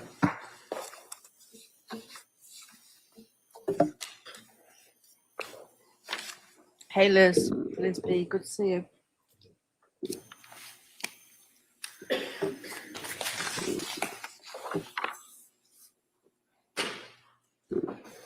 I did say some of you stuck over on vertical.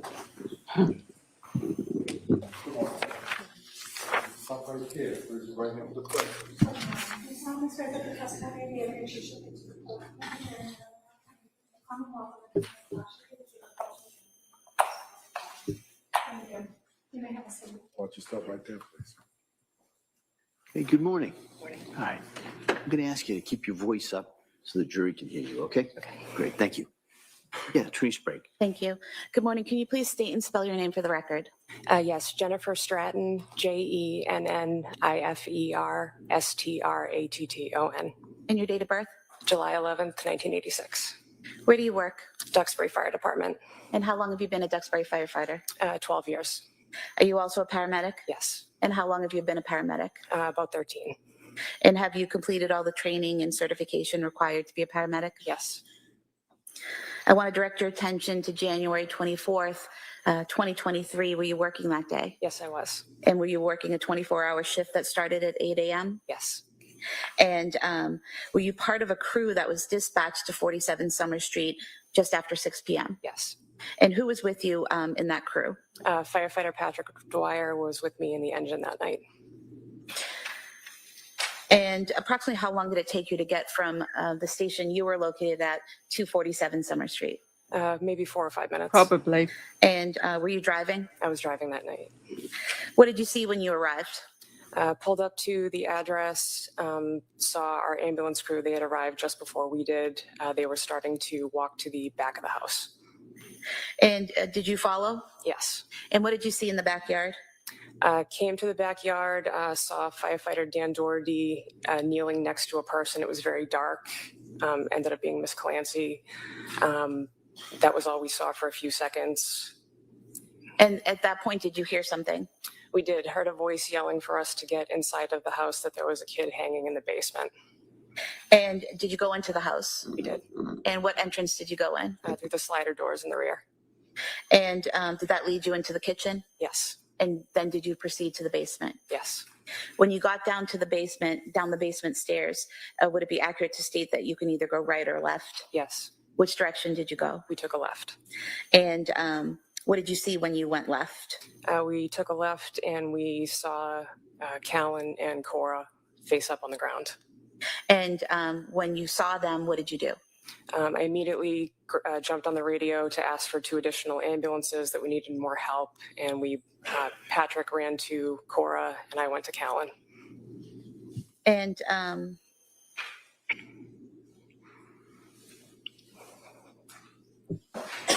They'll go for the doctors, I think.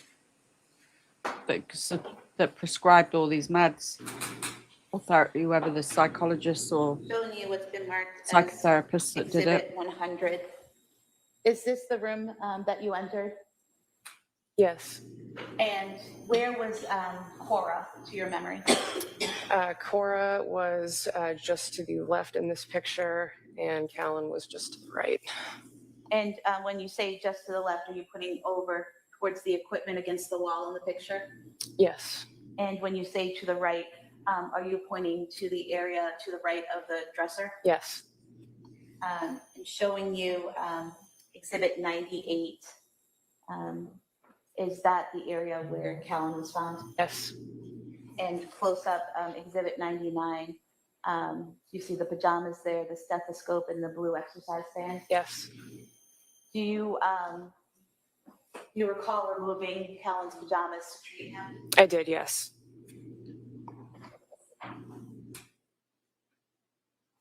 So when you went over to Callan, you remove his clothing. What do you do after that? I didn't remove his entire onesie right away. Made sure that checked him for a pulse. He did not have one. Immediately started chest compressions on him. Now, for this is an 8-month-old baby, Yes. correct? Is the way you do chest compressions for a baby different than other people, other ages? Yes, because of the size, you have to scoop your arms around and you compress with your thumbs and the Oh, wow. So you said you have to put your hands underneath on the back of the child and then use your thumbs to do compressions? Yes. And is that what you did for Callan? Yes. And what did you do next? Continued CPR on him until more help and hands started to arrive on scene. We had an off-duty firefighter, Tom Brandt, come in, and he started to assist me. He took over compressions briefly while more help started to arrive. When Brandt took over chest compressions, what did you do? At that point, someone had brought down a bag valve mask to help us deliver oxygen to the child, and we started delivering oxygen to the child. And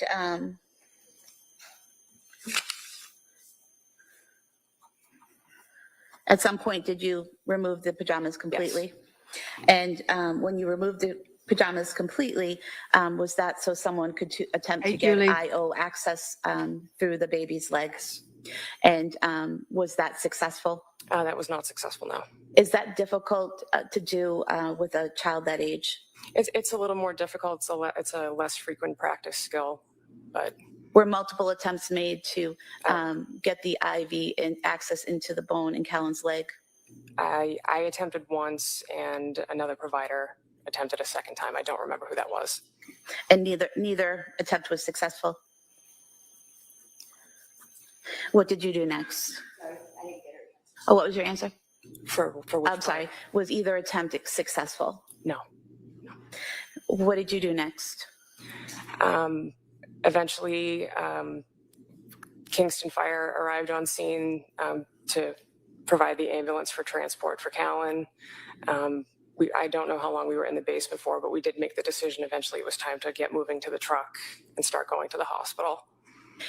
While you were working on Callan, did you notice any injuries on him? Yes, he had deep strangulation marks around the entire circumference of his neck. And throughout the entire time that you're in the basement, are chest compressions being done and you're trying to assist him with breathing? Yes. Did he, in the home, ever regain a pulse or the ability to breathe? No, he did not. Was he eventually taken to the ambulance? Yes. And how was he removed from the basement and brought to the ambulance? I scooped him up in my arms and carried him outside to the truck. And did you go with him in that transport to the hospital? Yes.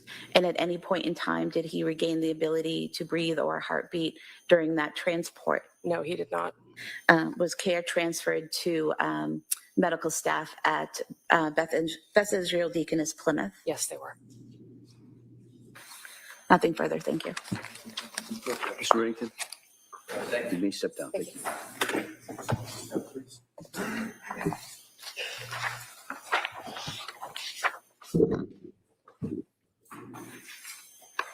Thank you. Commonwealth calls Robert Costanzo.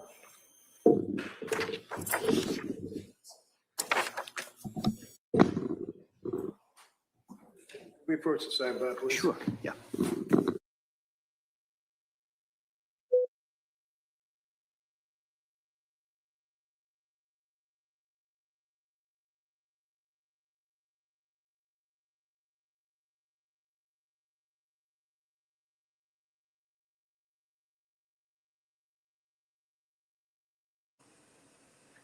Did we go on a break?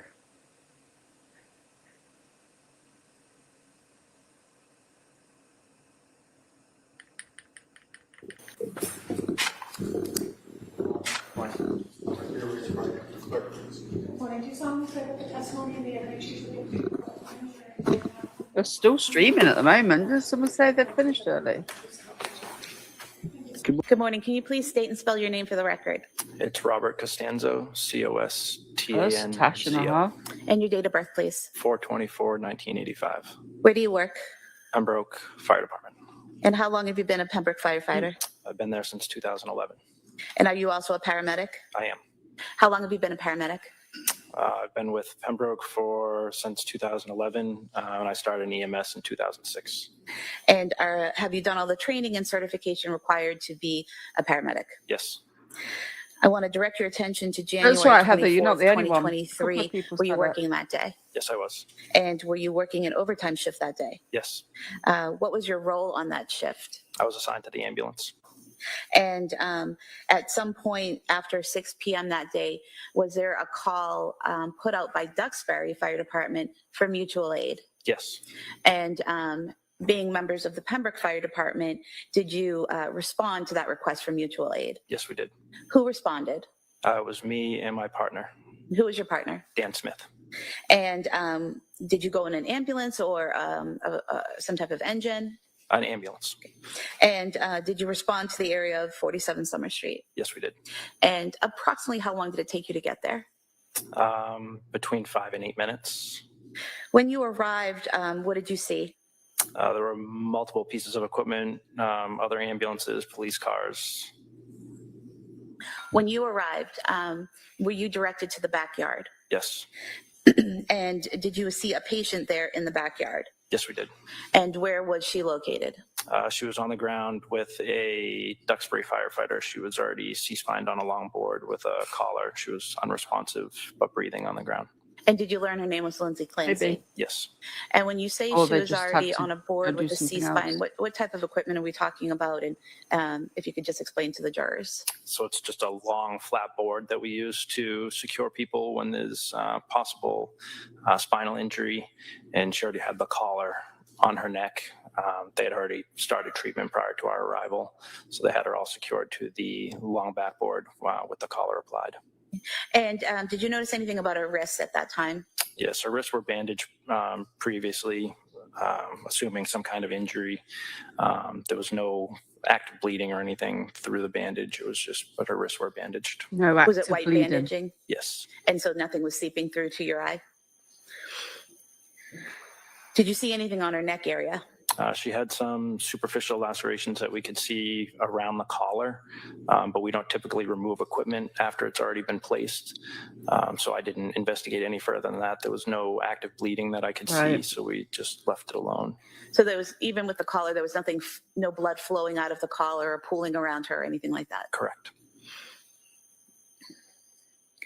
Was she breathing? She was. Was she responsive? No. Was she making any noise at all? She was moaning and groaning, but no words, no verbal response. Did you bring her to your ambulance? Yes, we did.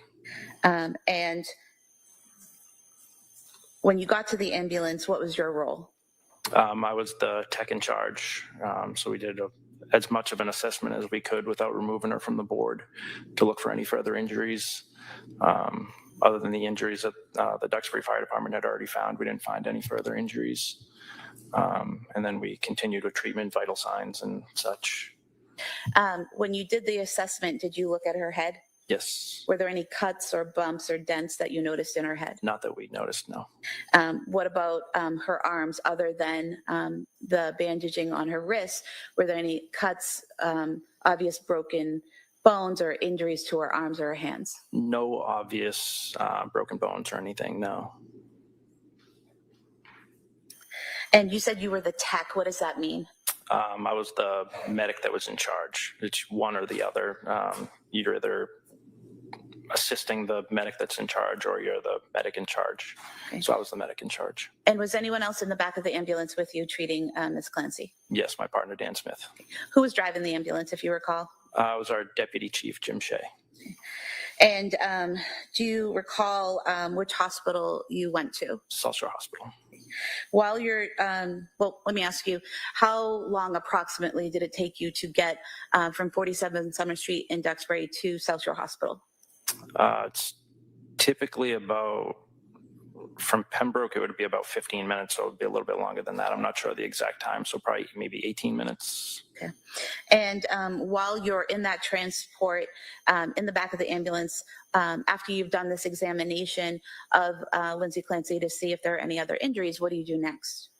So we would start treatment. So we started putting 2 IVs as a precaution, and any other treatment that was needed. So we noticed that her pupils were constricted, and she was unresponsive. So we treated for a potential opioid overdose. We gave 2 milligrams of Narcan, and she seemed to become a little bit more agitated, trying to grab, reaching out with her arms, but no verbal communication. She never fully woke up. And have you given Narcan to individuals in the past in your role as a paramedic? Yes, I have. What is the typical reaction when you give a patient Narcan?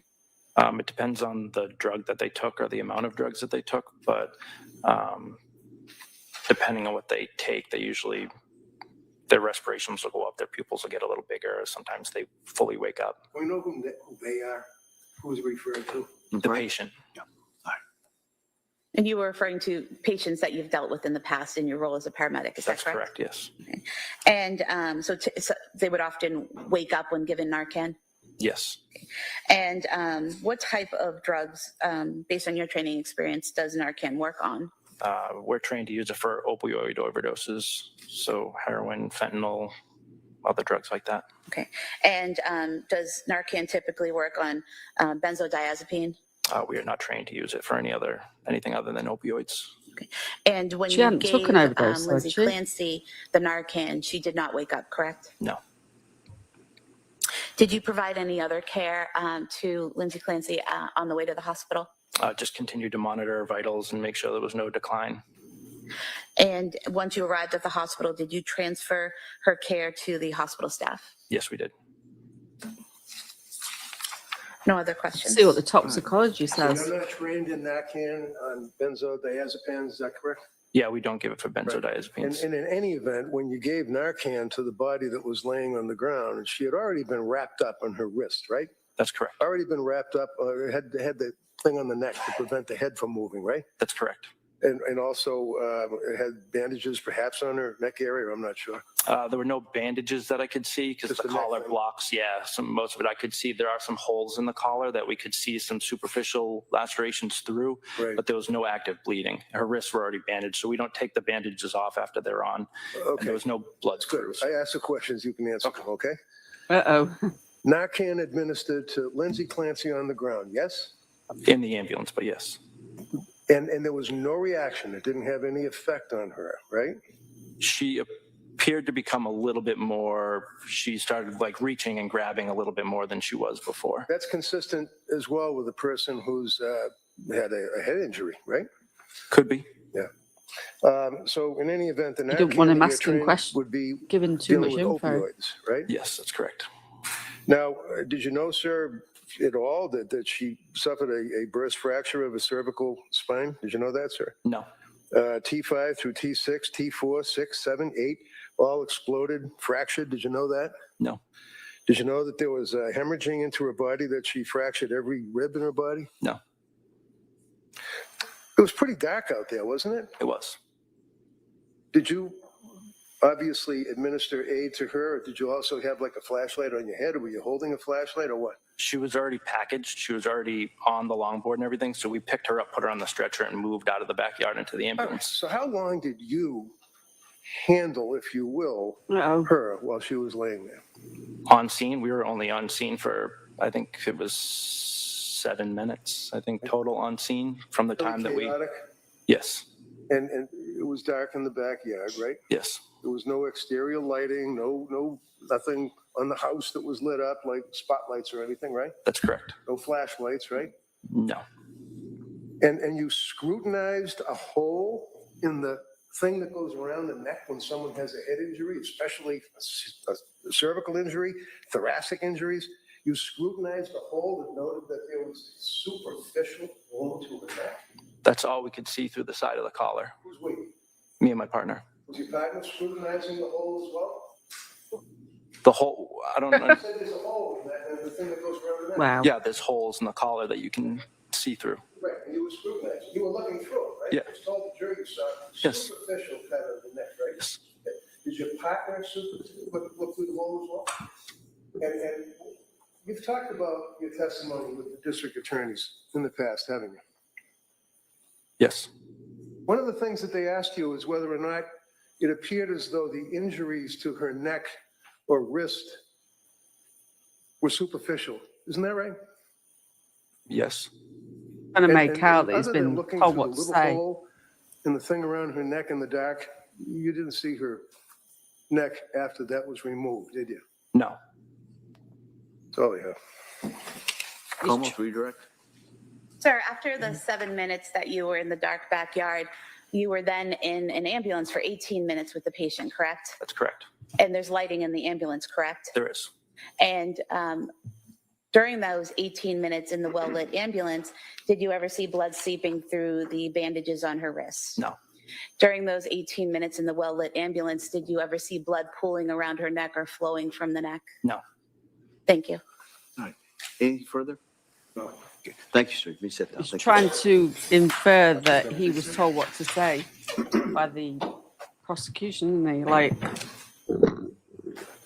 as if he's been led. Como calls Daniel Doherty. Same objection. May testify. Same objection, you may testify. So he's trying to stop all these people coming in. I mean, I'll give it to the older guy. The defense is fighting his case, isn't he? He's trying to serve his client.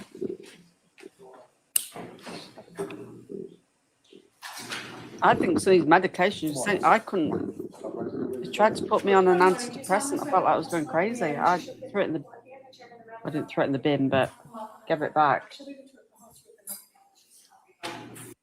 What did they? They tried to give me, after I went to the DV, and they tried to give me Prozac, and I'm like, I ain't taking that, and I refused to take it. And then they tried the citalopram or something, horrible, gave it back. I couldn't take any of them. It made me feel ill. It's not what I needed was to heal from the trauma, not just put a band-aid off on it and cover it up. I guess they have their place, but none of that worked for me. None of it. All right. Good morning, sir. Made me ill. All right. I thought it was going crazy on them. Good morning. Can you please state and spell your name for the record? Daniel Doherty. They do know me though, don't they? Dougherty. And your date of birth? 8/27/1986. Where do you work? Duxbury Fire Department. How long have you been with the Duxbury Fire Department? 5.5 years, full time. Are you also a paramedic? Yes. And how long have you been a paramedic? 4 years. Didn't even And try have you the completed all Prozac. the I just training gave and it back. education and certification required to be a paramedic? Yes. I want to direct your attention to January 24th, 2023. Were you working that day? I was. And were you working a 24-hour shift? Yes. What was your role that day on shift? Firefighter paramedic. And sometime after 6 p.m., did you respond to 47 Summer Street in Duxbury? Yes. And when you responded, who was with you? Firefighter Heath was driving and firefighter Nudd was in the back. And so you're in ambulance 1 at that time? Mhm. Is that a yes? Yes. And when you arrive at 47 Summer Street, what do you see? There was 2 police cruisers either blocking the driveway or near it. So we pulled ahead of it, stopped the truck and got out. And did you head to get equipment and head to the backyard? Yes. And what did you see in the backyard? We had Officer Hall kind of directing us towards the side of to the side gate. And from there, we went around to the back of the house. And did you see a female on the ground? We did. And did you learn that was Lindsay Clancy? Yes. Do you recall what she was wearing? I believe it was jeans and a tank top. Did she also have socks on? I believe so. And did you examine her or assess her once you reached her? Yes. And what, if any, injuries did you observe? She had lacerations to both wrists as well as her neck. And were those lacerations actively bleeding? No.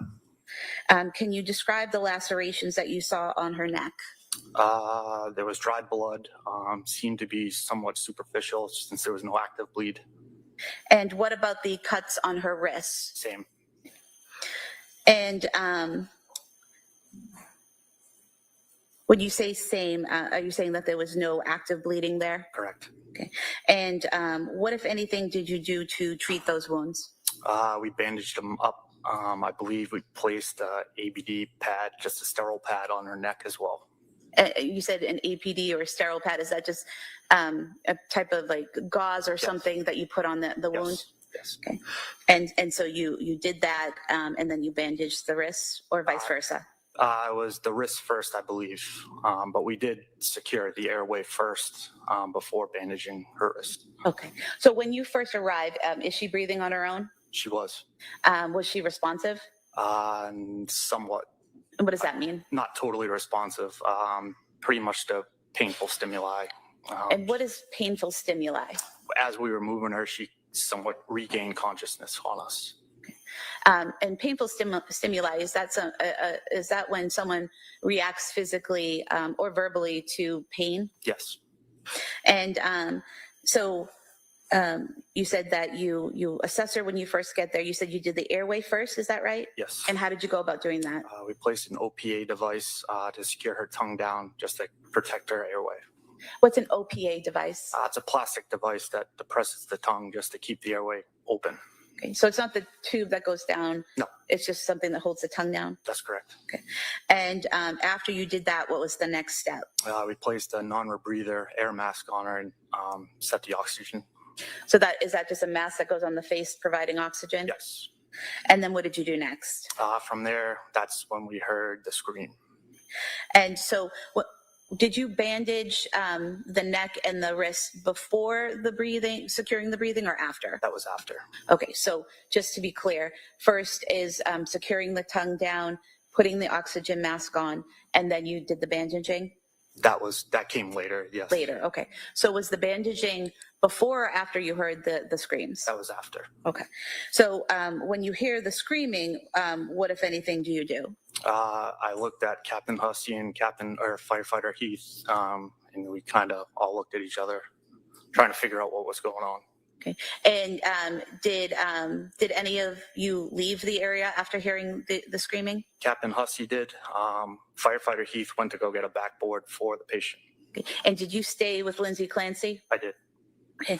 And then is it at that point that you do the bandaging, or after you get the backboard? Kevin was gone for a while, so that's when I started bandaging up her wrists. Okay. And did he eventually return with the backboard? He did not. So you bandage the wrists. What happens next? I believe it was Officer Hall came to the backyard.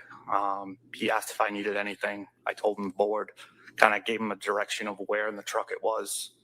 And then he also left to go grab that for me. And when you say the board, are you referring to the backboard? Yes. And did he return with the backboard? Yes. And was Miss Clancy loaded onto the backboard? She was. And who assisted you with that? It was Officer Hall, I believe, and our retired deputy. And is there a process that you follow when placing someone onto a board to ensure that that you don't cause further damage? Yes. And what is that process? Just C-spine precautions. So you secure the neck and kind of make sure that it's immobilized as you kind of move the patient. So what did you do to secure her neck? We had someone at her neck. I don't remember who it was. Just kind of hold steady that her neck didn't move in the process. Okay. And then did you follow that protocol, the C-spine protocol, to safely put her onto the backboard? Yes. Okay. And at some point was a collar placed around her neck? I believe so, yes. And then what happened next? I believe I got on the radio and asked our captain who was transporting first, because we knew that there was multiple patients at that point. Okay. And what were you told? Pembroke was on its way in. They may have just arrived, and she was going with Pembroke. Okay.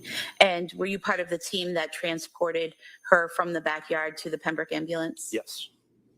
And did you help load her into the Pembroke ambulance? Yes. And did you go with them during that transport? I did not.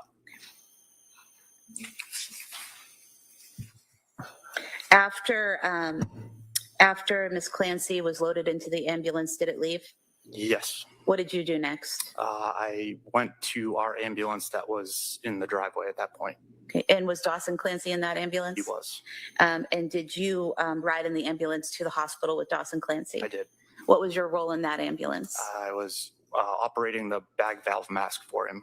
Okay. So you're trying to provide oxygen to him through the bag valve mask? Okay. And was his care then transferred to Beth Israel Deaconess Plymouth medical staff? Yes. And nothing further. Attorney Reddington? Tell me again, you an EMT, a paramedic, or Paramedic. Paramedic? Mm-hmm. And how long do you study for that? 2 years plus. Would that be full-time studying, or are you working at the same I time? was working at the Okay. same time. Do you know on that evening what the temperature was outside? It was cold. Wicked cold, wasn't it? Mid-30s. It was lower than that, wasn't it? I couldn't. I was a It couple. was really cold. Yeah. And how long was she laying in the snow and on the ground? We got the call at 6-ish or whatever time it was. We And responded. The call came because her husband came home from picking up food and found her on the ground, right? Correct. So you don't know how long she was laying in the snow on the ground, right? No. In the cold? Correct. And what's hemostasis? Do you know? What's that? What's hemostasis? What does that mean? Just the coagulation. And do you know what the effect of hypothermia? Let me ask you, what's hypothermia? It's just the body under temperature of the body. Under temperature of the body? Or your body is not at temperature that it should be. Right, because of the environment, right? Cold, right? Yes. Yes. Sometimes it can be medically induced, right? Mhm. Hypothermia affects the blood flow, doesn't it? Yes. In fact, you actually have a thing called therapeutic hypothermia, right? Mhm. Like if they have to restrict the blood flow to either a heart or a brain or something, that a person can be induced medically to be cold, Yes. and it would restrict blood flow, right? Mhm.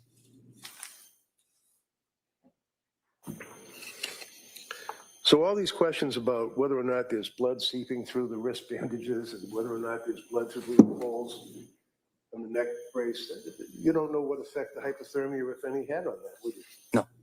Thank you, sir. That's all I have. Redirect? Sir, there's typically heat in a hospital, correct? Usually, yes. And were you aware that, Miss Clancy went to South Shore Hospital, correct? Yes. And are you aware that the wounds on her wrist did not have to be sutured until the following day? I didn't get any of that information after. Were you aware that the wound on her neck never had to be sutured? Same answer.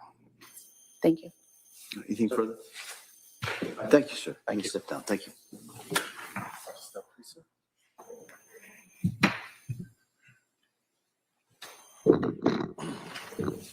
Commonwealth calls Vincent Cahill.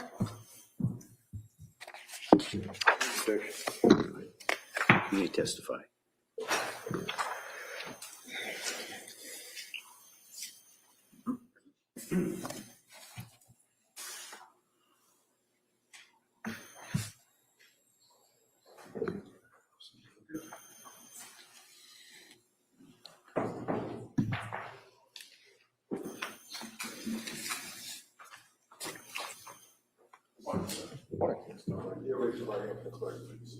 Just want to say that the testimony in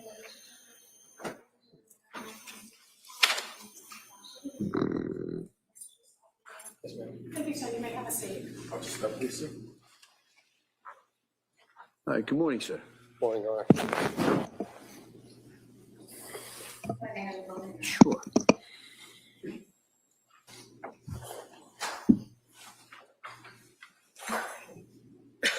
Good afternoon, sir. Can you please state and spell your name for the record? Sure. My name is Vincent Cahill, to be Vincent. Last name Cahill, that'll be Cahill. And your date of birth, please. 11/11/1996. Where do you work? I work at the Duxbury Police Department. How long have you been with the Duxbury Police Department? About 5.5 years. I want to direct your attention to January 24th, 2023. Were you working that day? Yes, ma'am. Were you on patrol? Yes. And directing your attention further to approximately 6:11 p.m., were you dispatched to 47 Summer Street in Duxbury? Yes, ma'am. And when you arrived there, how long did it take you to get there approximately? A couple minutes. And when you arrived there, what did you see? When I arrived there, I saw a cruiser in the driveway, as well as an ambulance and a fire captain. And did you head to the backyard? Yes. And did you see a woman on the ground there being cared for? Yes. And did you later learn that was Lindsay Clancy? Yes. At some point, do you hear or did you hear loud screaming? Yes. And as a result of that, did you go inside the home? Yes. And did you go to the basement area? Yes. And when you went down the basement stairs, did you go to the right or the left? I initially went to the right, and I was following the father. So as you're going down the stairs, you say the father, is that Patrick Clancy? Yes. Do you see him as you're going down the basement stairs? Yes. And where is he coming from and where is he going to? It's coming from my left, heading to my right. And what is his demeanor? He was screaming. And as you came down the stairs, did he point in a direction? Yes. Where did he point to? To the left side. And is that where you headed? Yes. And when you went to the left, did you see two children on the floor in that area of the basement? Yes. And what did you do? I checked the pulse of the 5-year-old girl and passed that information along. And then when fire came on scene, I then was backing away because fire was going to start taking care of the 5-year-old girl. I then backed into the infant who was on the ground. So you said that you checked the 5-year-old. Was that Cora Clancy? Yes. You checked her for a pulse. Did she have a pulse? No. And you said fire came down and started taking over. Was that firefighters from Duxbury Fire Department? Yes, ma'am. And you said you started backing up. Is that when you bumped into Callan Clancy? Yes, ma'am. And at that point in time, what did you do next? I checked Callan's pulse. And did he have a pulse? No. Did firefighters take over care of Callan? Yes. At that point, did you do something to make it easier for the people to fit in the room and treat the children? Yes, I moved a large futon or ottoman, piece of furniture. And I'm showing you Exhibit 96. Directing your attention to the couch bed and the ottoman on top of it. Were you the one that placed that ottoman on top of the couch bed? Yes, ma'am.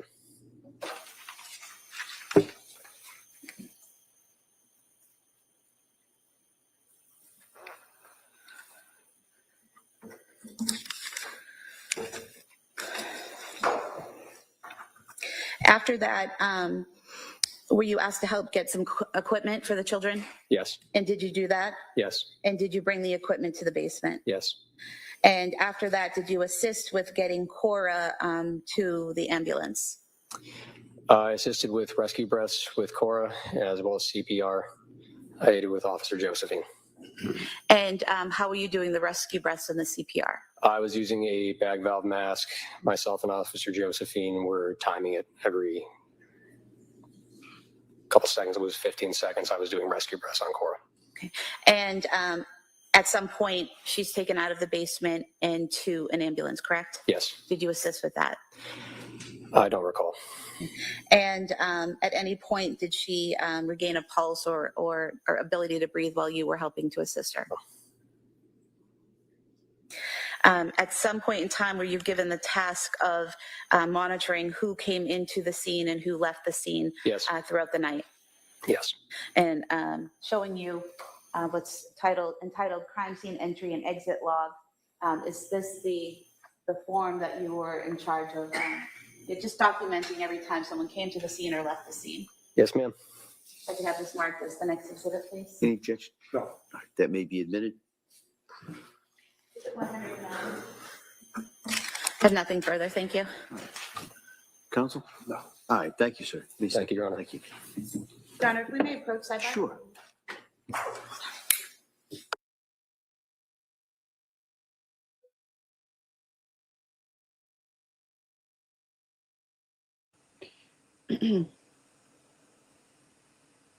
Maybe they're just recapping then the day.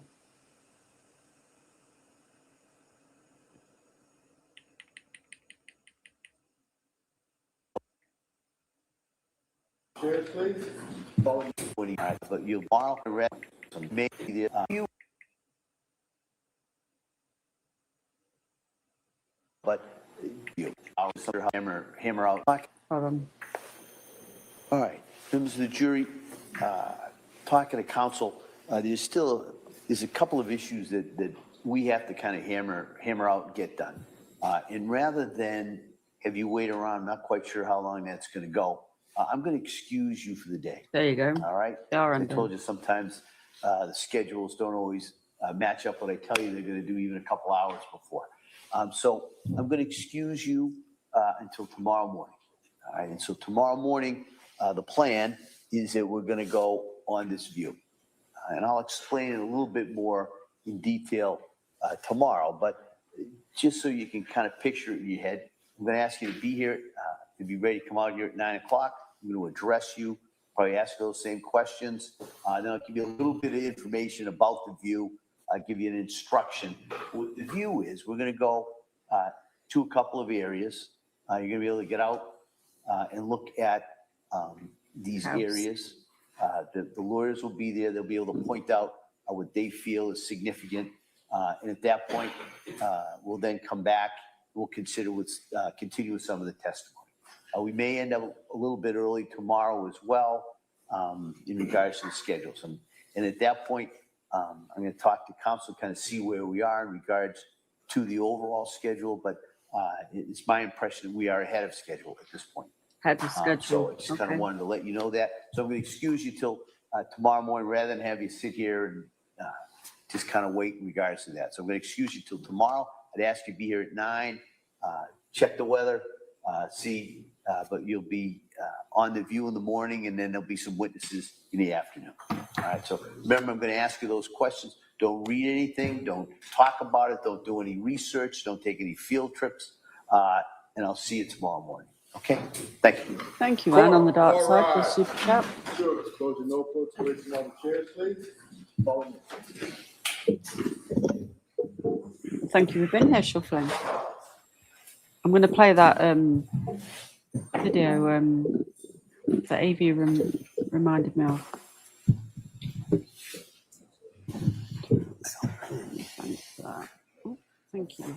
I didn't put a goal up while we're doing true crime, so I appreciate anything that we receive. Keep my internet on. I'm joking, but it all goes in the pot, you know. All right. In recess until tomorrow, the court, the media, the court had issued previously a specific order regarding the view. There's a supplemental order issued this morning. So everybody should just be aware of that. And I want to thank everybody for the consideration, and we'll be in recess until tomorrow morning. Court, all rise. All rise. I like the judge. He don't really say too much, does he? Okay, folks, can we clear the courtroom, please? Right, so they're going to hash out what they need to. I think Court TV, that was what was misleading me. Court TV are doing like a recap.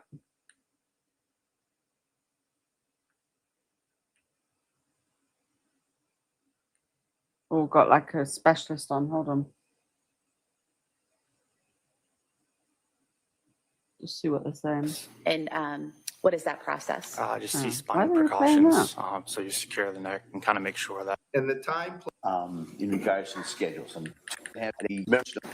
For one, we're on our panel of guests who are watching along with us. We have a clinical and forensic psychologist. Clinical and forensic psychologist. So we'll have a little listen to this. Dawson with us, and also in Massachusetts, a former chief trial counsel and head of the homicide unit in Norfolk County DA office. Rick Grundy is with us, and it's so good to have both of you here. Rick, I'm going to start with you. The judge saying we are ahead of schedule. That is a good thing when you think about how long these jurors are going to have to sit through and what all they're going to have to sit through. What do you think about the first responders' testimony today? Hold on. Thank you for the 5 gifted subs. Who did they go to? Hold on. Oh, I've got the right window. Anna on the dark side. My dad's fave. AV Renee. Renee. Is it Renee or Renee? Some people say Renee, others say Renee. I've got friends that say both.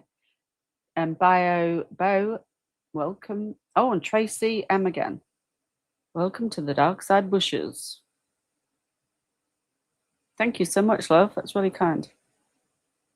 Good morning, and pleasure to be with you.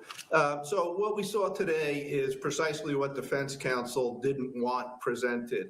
And I don't know if this has been noted before, but the first thing an attorney does in a case of this nature is they say, Your Honor, we stipulate to what the Commonwealth needs to prove to establish that there were 3 murders, that the defendant committed the murders, and the time, place, and manner as alleged by the Commonwealth. We stipulate to this. And a stipulation means that you write it up, you offer it to the court, and it's read to the jury. Now, in these cases, the prosecution will never agree to that. But that we'll was get the 10 new starting ones point for the on. defense. So that having not occurred, and again, in a case like this, Ready the for Monday. prosecution We'll have will 10 never to give away on join Monday. to a stipulation like that, and they are not required to. It's a voluntary choice that has to be made by both parties. So defense's obligation to present the case they want to at this point in time is to minimize it. So all you heard today is the gruesome details of the finding of the bodies, the crime scene, etc. And the defense were moving so quickly because the defense is not going to drag this out. They didn't want it to come in any way, shape, or form other than first choice stipulation. So you're going to move through that very quickly. The Commonwealth gets what they need. I don't know if it interests you tomorrow, Ivamos. They're going to the house tomorrow. That makes sense. Yeah, we've got 10. Well, we get them on the 1st, but I'm not going to stream until Monday, so not on YouTube. I would have done it on Kick as well, but it's just not worth the risk. It really isn't. Need out of it to establish that funny this about was doing a this sort of thing. homicide, and of course they're looking to present that as thoroughly as they possibly can, because that is where their case for an intentional homicide lay. Yeah, Attorney Reddington, to your point, did try to tell the judge that we would stipulate to all of this. Yeah, they're wrapped up early because they've got some stuff to hash out. So they just have it. We're going to play the rest of this, see what they say, these experts. And then we've got a psychologist or psychotherapist. Is he a psychologist? Hold on, let me check what he is. Psychiatrist listens to Lindsay Clancy insanity defense. It's Dr. Joseph. So we're going to play that at the end. And as you mentioned, prosecution said we're still calling all of these witnesses. It still goes to our case, regardless of if they're stipulating to it. And that's what brings us here. So the trial Dr. Dobson, I know we are going to get into a lot about this defense in this hour, but I want to focus my question to the first responders. I understand you help treat first responders when they are dealing with their issues from seeing all of this. And we saw that come out in some of the testimony from these paramedics today. What did you observe from the first responders? And is there anything that stood out to you that you would have written down in your notepad if you were looking at whether this should be a diagnosis of psychosis? What I learned today was those first responders did an amazing job, especially bandaging her wounds so that they didn't seep out, which they shouldn't be seeping out. So that told us absolutely nothing about the level of self-harm, cutting her neck and cutting her wrists. I found that utterly ridiculous, and I wish defense had followed up on that appropriately. But we are seeing some incredible first responders. A couple almost broke into tears. One seemed to be notably holding back the pain. But this was the most traumatic scene probably that they've ever seen in their careers, and now they're all being forced to relive it in a trial that I personally don't think should be occurring at all. We are going to talk a lot more about that. So Dr. Dobson and Rick, stand by. We'll be here every day. Dr. Dobson mentioned about that first responder on the stand that was so emotional. We are going to take another look at that testimony and get our panel's take on it when we come back. Don't go anywhere. You're watching Court TV.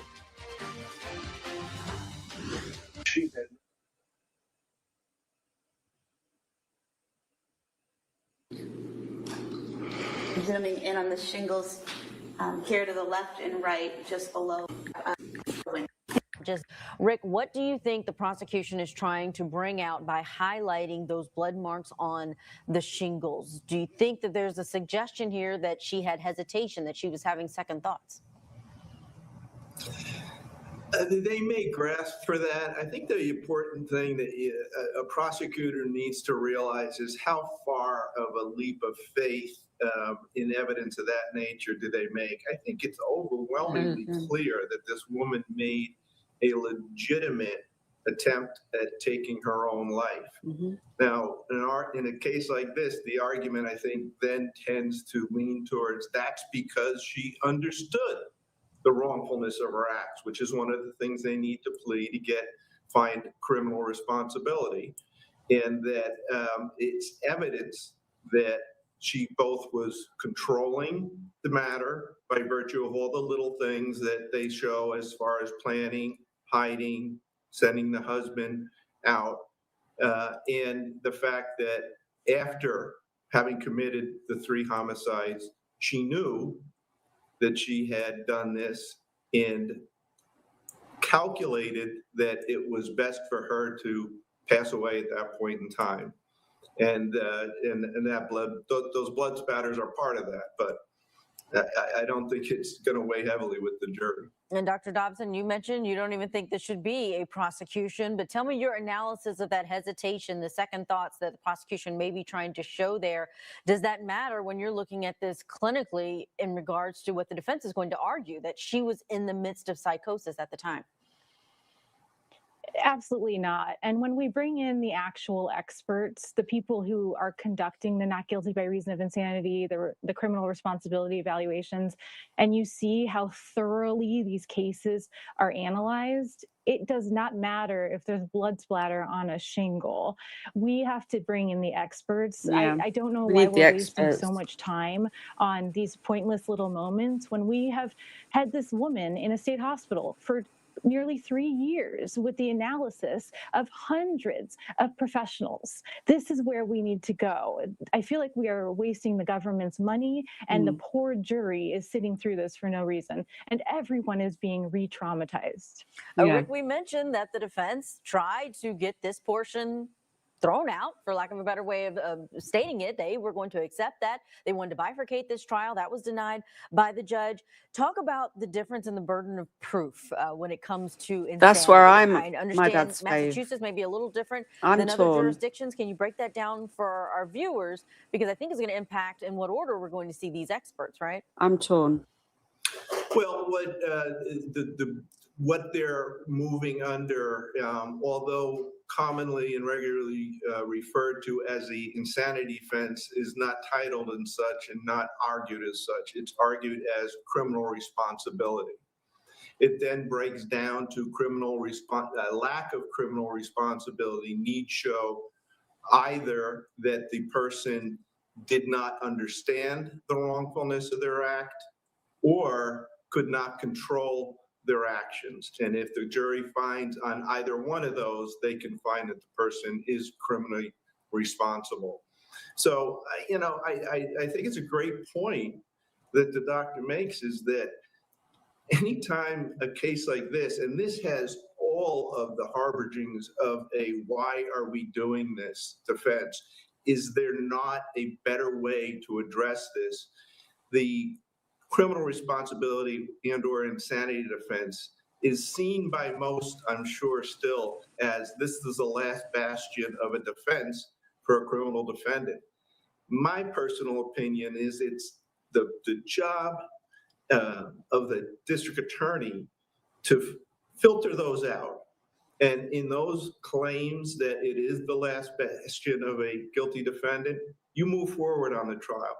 But I don't think there's another box that could be checked in this case to show that there is a lack of criminal responsibility. And yet here we are, and we're going through a trial.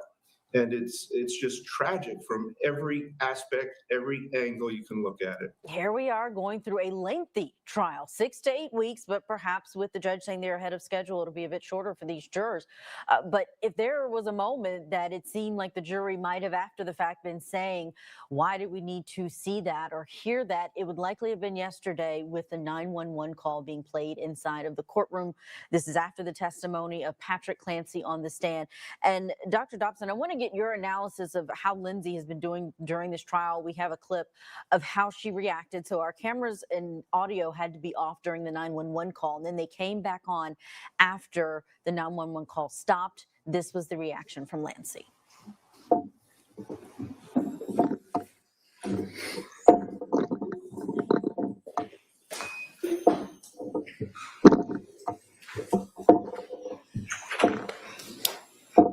My drugs go.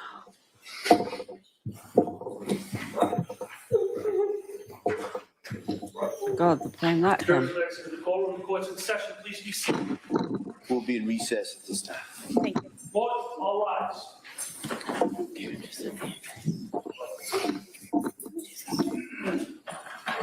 recess. Please exit the courtroom. Clear out the courtroom, please. Thank you. Damn.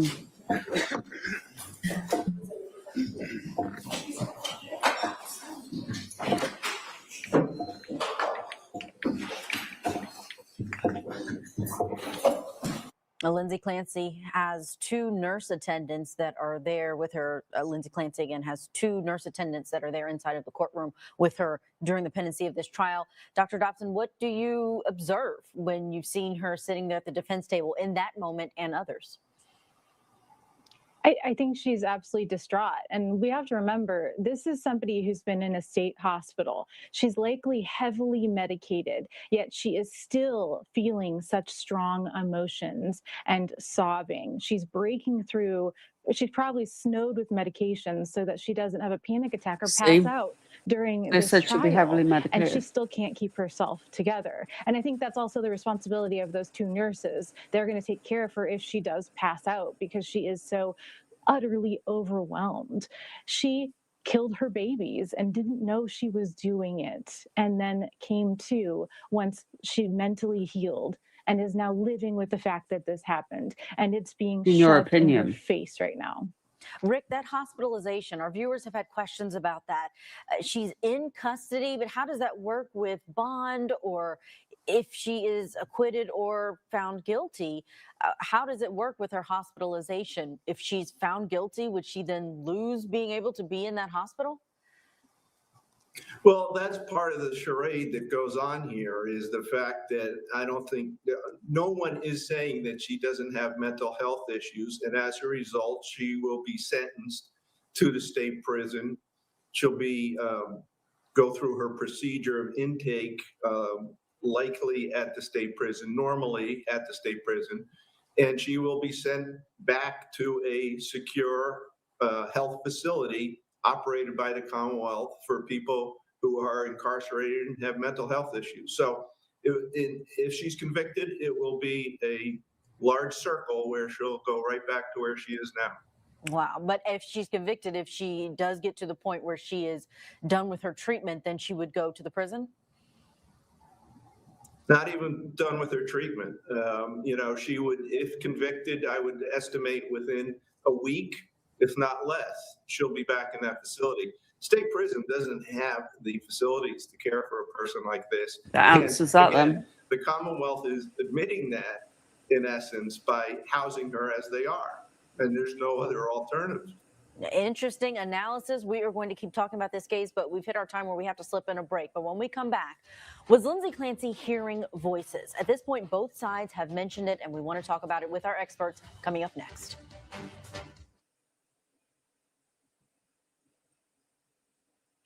Well, that answered that question for us then. She will go, even if found guilty, she'll go back in the facility.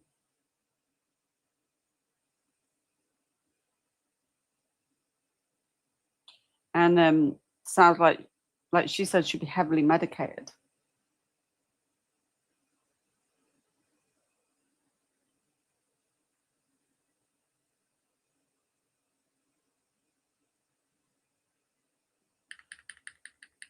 Callan Gray, the father of Appalachia school shooter Colt, for manslaughter count, time behind bars as Judge Gray turns on the. Let's go to the times that the jury. When you consider this information in the course of the trial, ladies and gentlemen, I ask that you consider the source, the timing, the substance of her statements about this voice. You're also going to hear from, or you may hear from, forensic psychologists and psychiatrists who talk about what's called command hallucinations and voices that people hear before they do something. And when you hear that testimony, I ask that you keep in mind the details of what she's saying the voice told her. See how the government is able to create what they want for facts. That she is so cold and calculating that she said that she heard voices after I brought a psychologist, Dr. Zeisel, into that room to see her. He did not tell her command voices. He, as a human being, gave her a cell phone so she could call Patrick. But you know what? You're going to hear evidence from a woman who works at Brigham and Women's Hospital. Saw Lindsay as soon as she came out of her coma. And the first thing that Lindsay wanted to know is, where's my family? And then she told her about what happened and told her about the command voices. And this is well before she ever met me. She said she heard a man's voice telling her that if she didn't do it now, she would lose her chance or something like that. Did she ever tell you she was hearing a man's voice before? No. Lindsay Clancy's defense claim, it's not a common one. It's rare for women to experience psychosis and even rarer for it to result in homicidal harm.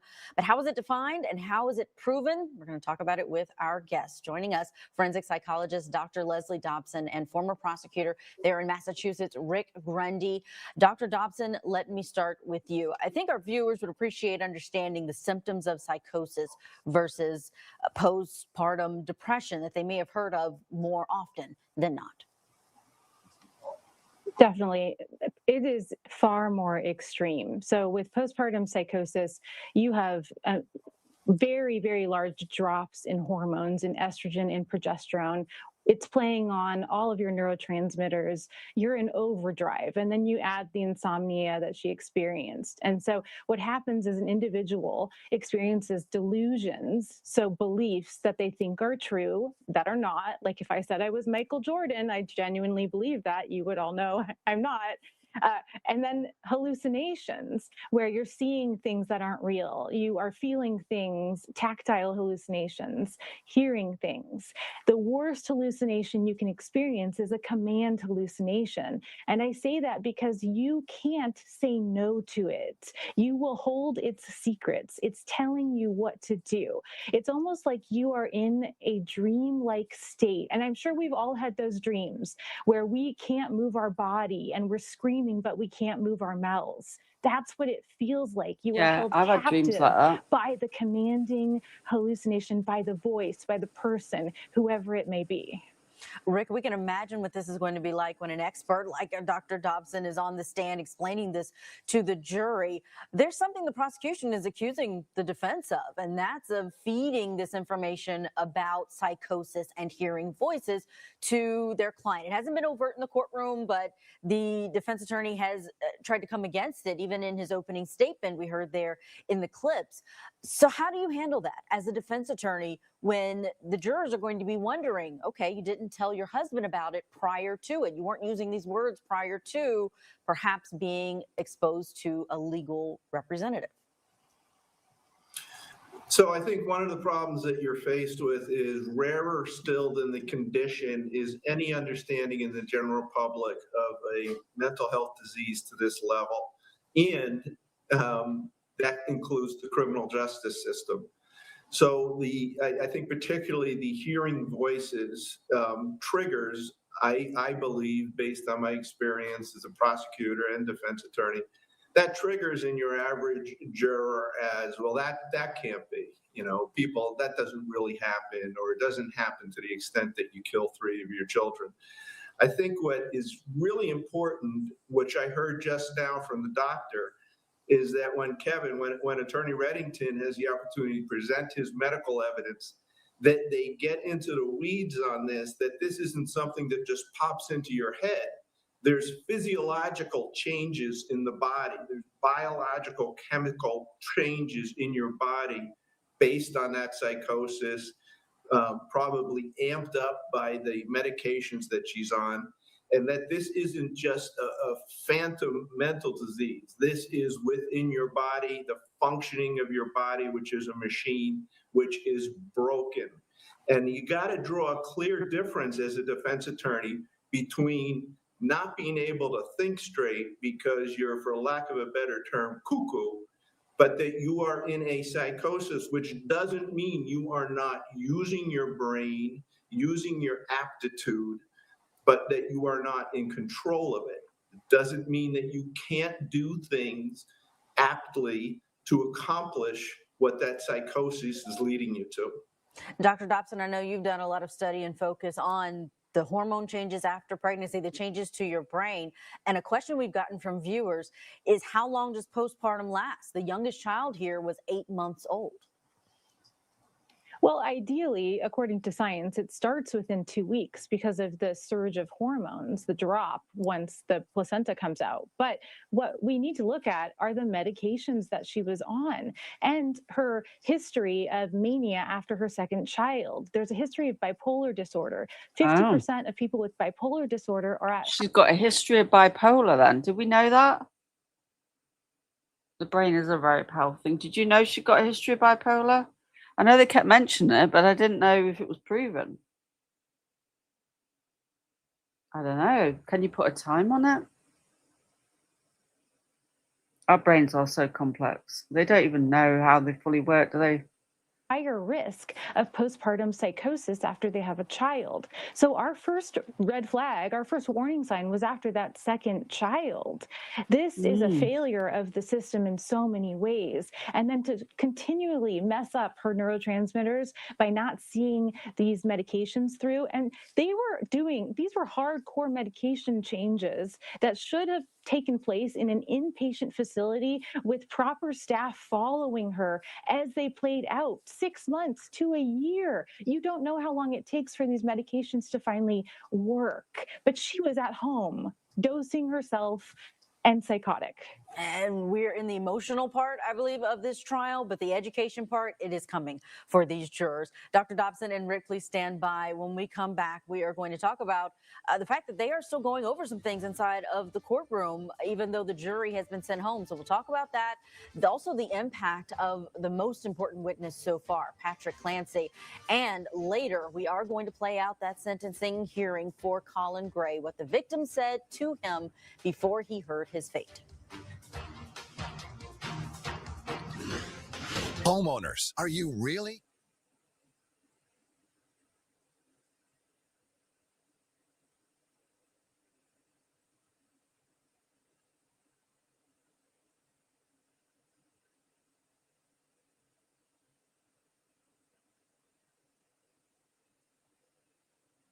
Bear with me a second.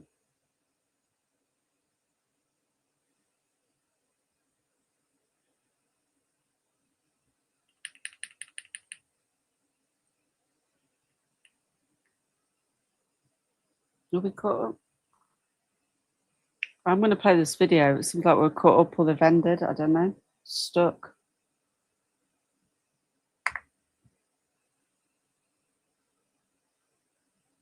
Page isn't responding. See, this is Google Chrome for you. Oh, they've ended. Ended. So let's play this psychiatrist. Psychologist,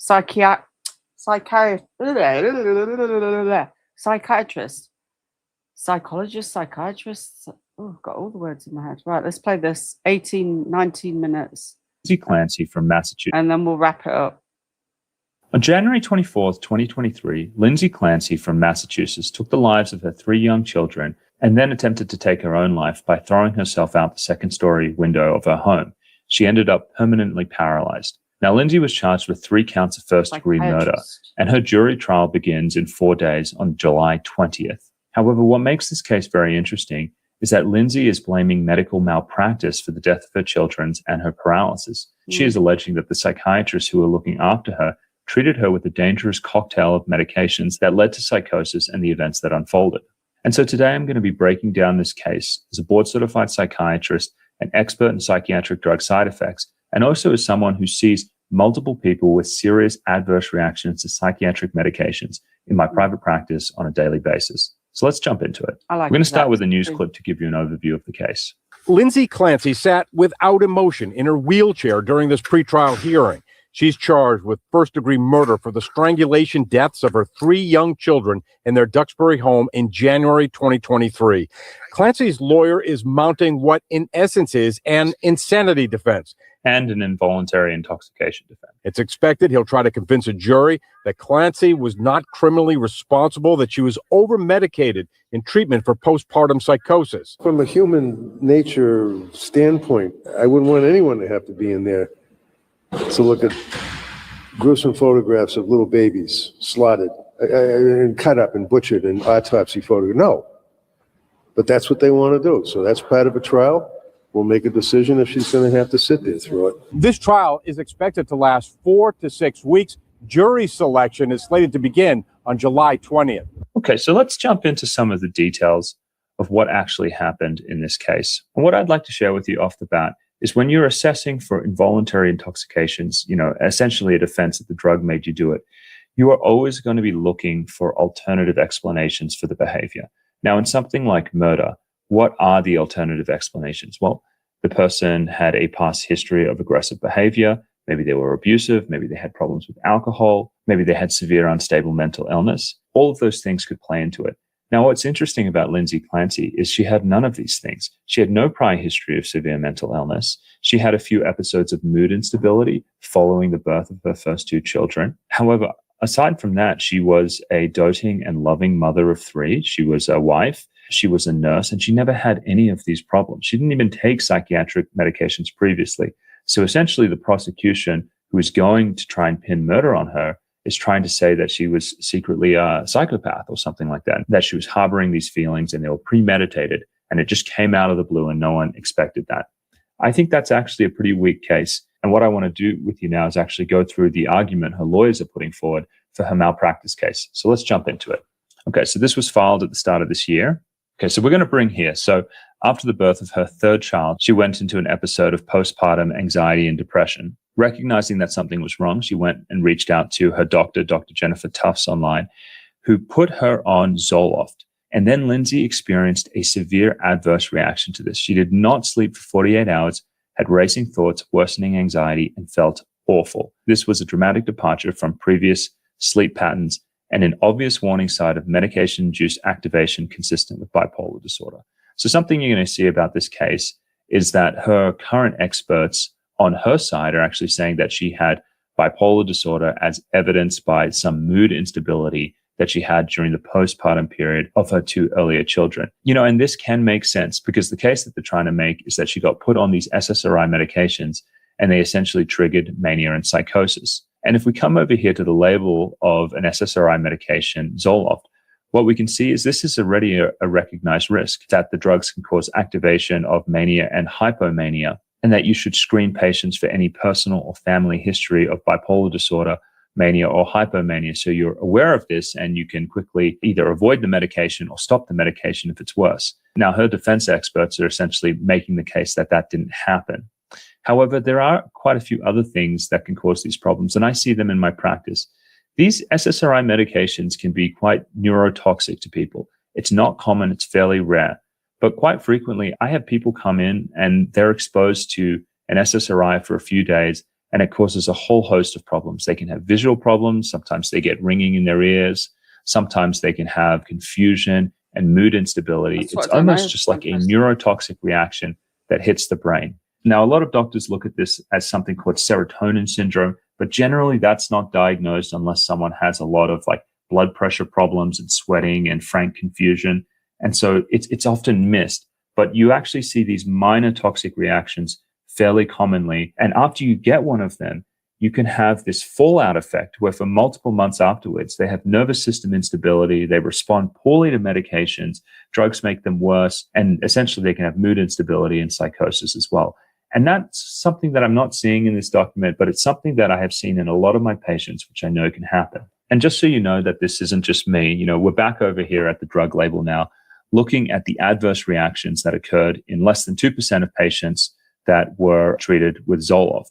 And if you come down here to nervous system and psychiatric disorders, they observed ataxia, so that's unsteadiness walking, coma, convulsions, decreased alertness, lethargy, syncope. For psychiatric disorders, there was aggression, bruxism, which is teeth grinding, confusional state, euphoric mood, and hallucinations. And so these are all things that the manufacturer found during the clinical trials. And so the drug companies are also seeing the same thing. Now, jumping back over here, another thing that I want to show you is that when her dose went from 25 to 50, that made things worse. Now, in drug safety, we call that a dose response reaction. And so if you're feeling bad on a drug and you go up on the dose and it makes you worse, that's a pretty good sign that the drug is responsible for making you worse. And so I just want you to remember.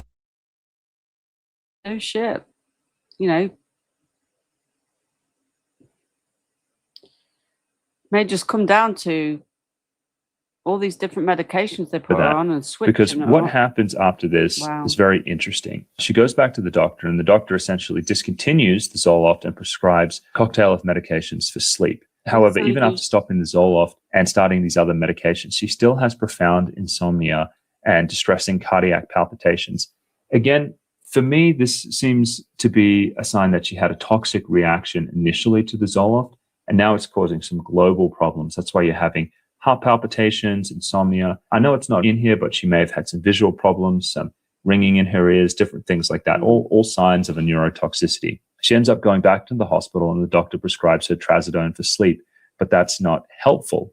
Again, once someone's had a neurotoxic reaction, they typically do not respond well to additional medications. Out of desperation, her mom, who is a nurse at a different local hospital, the South Shore Hospital, she contacts their perinatal behavioral health program, asking for additional help. And that's where she meets nurse practitioner Paul, who prescribes Prozac. Now, here is why this doesn't make any sense. If you had done a proper history, you would say, okay, well, there's this dose response reaction to the Zoloft that made her worse.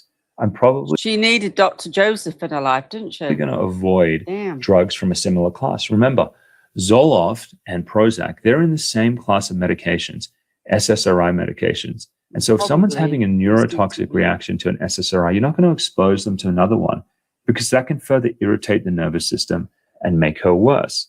And so here's what they find happens afterwards. After merely 4 days on Prozac, Lindsay reports that the medications intensify her insomnia. She immediately informs her providers and the Prozac is discontinued. This was the second antidepressant that caused activation and worsening insomnia, a critical red flag for bipolar disorder the providers failed to recognize. Yes, bipolar disorder, but also drug toxicity. Afterwards, Nurse Paul goes on to prescribe, again, a cocktail of sleeping medications. So Ambien, potent sleeping medication, Remeron, potent sleeping medication, Klonopin, potent sleeping medication, and anti-anxiety med. Now, in most cases, you would expect this to work. You would expect it to put someone down. But as I've mentioned before, if you've had a neurotoxic reaction and you've destabilized your nervous system, people don't respond to drugs in typical ways. And so let's see what happens. Well, after taking these drugs, Lindsay experienced dissociation, perceiving the world around her as unreal, distorted, and distant. She's unable to determine what was real. She became disoriented, forgetful, confused, and disconnected from her own body. She was unable to drive and unable to be left alone.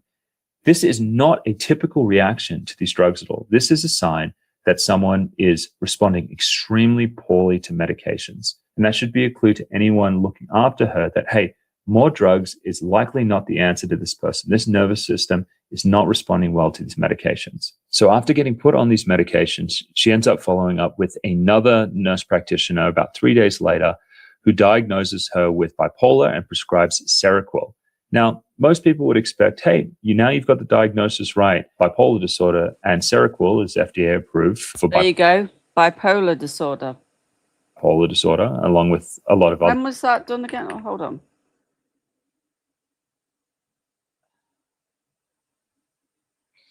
November the 29th, 2022. And she killed them in the January, wasn't it? Nurse practitioner 23. about 3 days later, who diagnoses her with bipolar and prescribes 2 months Seroquel. later. Now, most people would expect, hey, you've got the diagnosis right, bipolar disorder, and Seroquel is FDA approved for bipolar disorder, along with a lot of other antipsychotics. Okay, we've got the right drug now. Shouldn't this work? However, look at what happens. After starting Seroquel, Lindsay's condition took a dramatic turn for the worse. She developed suicidal ideation and began experiencing what she describes as intrusive thoughts, which were auditory hallucinations. The voices said, I will not be the same. I want to die. She communicated her escalating internal turmoil to her husband, parents, and providers.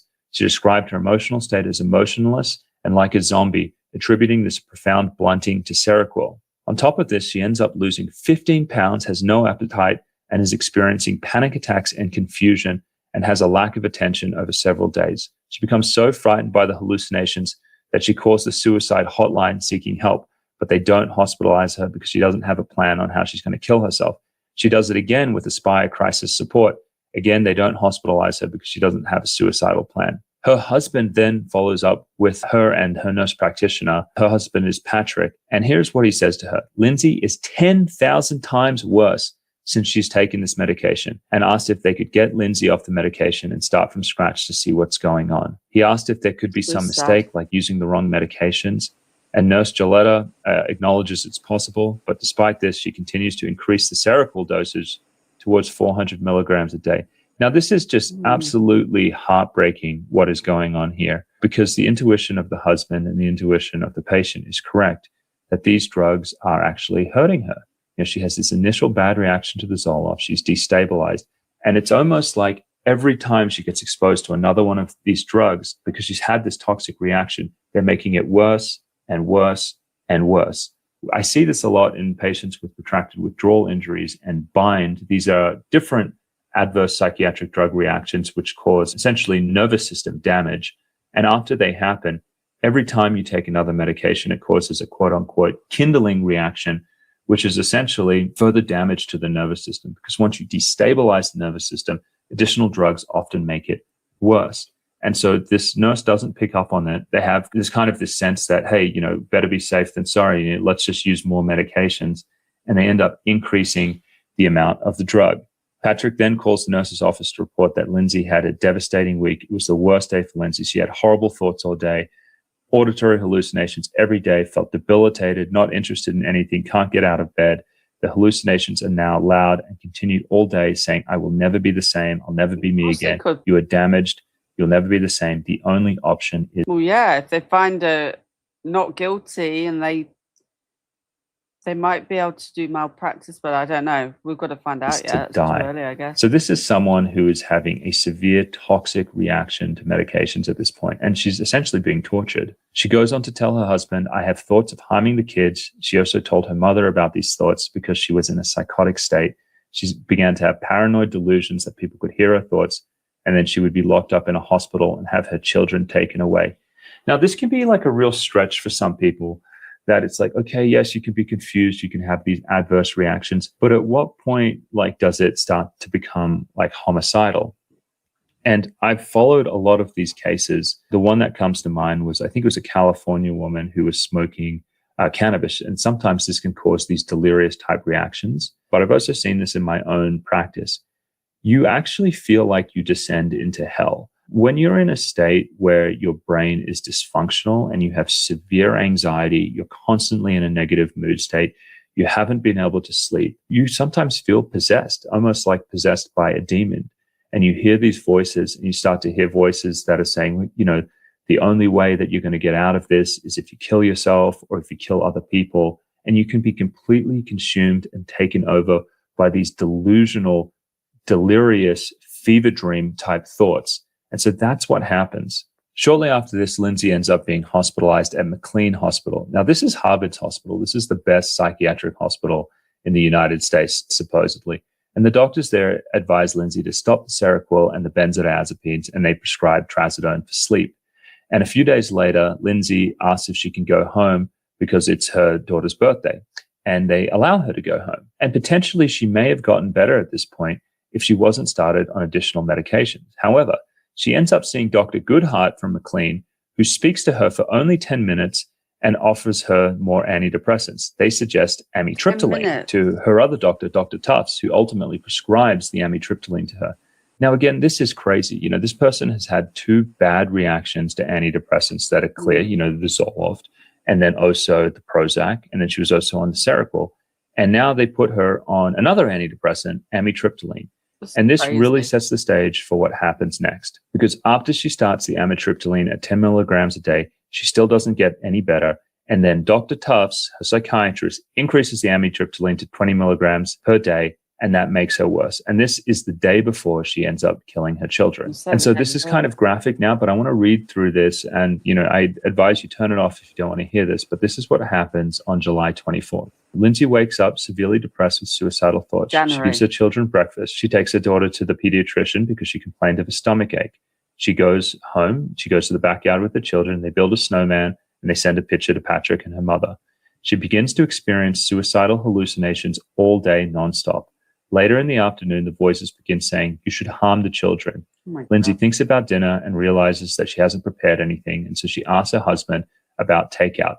Now, this is like what the prosecution says. This was a premeditated thing because she told her husband to get out of the house and get takeout. I think this is like such a big stretch, you know, in the context of everything going on, to make this case that she'd been secretly thinking about this for a long time. It goes on to say this: as soon as Patrick left to pick up the food, there was a loud, demanding, repetitious voice. "This is your last chance. Kill the children so you can kill yourself. This is your last chance. You have to kill the kids so you can kill yourself." Lindsay felt a force overcome her. Lindsay experienced command auditory hallucinations. A demanding, powerful male voice explicitly ordered her. She felt an overwhelming, irresistible compulsion to comply, entering a dissociative, dreamlike state where her physical actions felt utterly disconnected from her conscious volition. She perceived her body was just acting, and she was merely watching herself do it. She reported she had no choice but to follow these compelling directions. She described, "I lost all control. My body started acting without control on my part. I was just following commands." She then proceeded to strangle each of her children, uttering, "Go to God, baby." Following these acts, she undertook a severe suicide attempt, ingesting a substantial quantity of various medications, self-inflicting lacerations to her list and neck, and jumping from a second-floor window approximately 20 feet to the ground below. For our non-US listeners, that's about 6 meters. That is a massive drop. Lindsay suffers catastrophic injuries, including a thoracic spinal cord injury resulting in permanent paralysis below the sternum. That's why she was in the wheelchair at the start of this video. And she suffers multiple closed fractures of her cervical and thoracic vertebrae. Lindsay consistently maintains her actions were compelled by a hallucinatory voice, not a conscious decision, and expresses profound and enduring love for her children. I don't know anyone that could hear this case and not just feel utterly enraged by what happened to her. I mean, the senseless loss of life of these 3 children for no reason when it was so clear that she was responding poorly to these medications. I don't know when the psychiatric establishment will wake up and realize that you can't just keep on throwing drugs at problems. Sometimes the drugs make people worse. Sometimes you have to take them off them. You have to monitor them. You have to keep them safe. You have to admit that, hey, these drugs can make people toxic. And that might have been the case for a while, but I say COVID, CV-19, I say all the words, and I've never been. Now, yeah, when it was at the height of it, things were, but you can say it now. We'll be all right. Now we just have to wait for you to recover. But they never do any of that. There's this sense that more is always better. And to me, we're going to see what happens in about a week's time when this case unfolds. It'll probably be wrapped up within 2 months. But to me, right now, the most telling thing is that her husband, Patrick, is standing by her during this. Could you imagine being the husband? You've definitely had those thoughts, was this premeditated? But for him, the person who lived with her every single day and watched her go through this, if he is looking at her and saying, this was due to the drugs, this was not my wife, to me, that speaks volumes. I'm going to be watching this case with a lot of interest because psychiatric drugs are certainly going to be on trial. And I think the cautionary tale in this is that, hey, more drugs is not always better. And so if you feel that you're getting worse on these medications, listen to your intuition, talk to your doctor, start thinking about coming off. And if you're really struggling about coming off, that's actually something we do. And so you can check the link below this video and you can learn about our practice. Thanks. Has he done any updates on this? Let's have a look. Yeah, I mean, there was a time when it was sketchy to talk about CV-19, but not. He's done an interview with Nate Eaton. We'll perhaps save that one for another day. I'll take it on the chin. We'll be all right.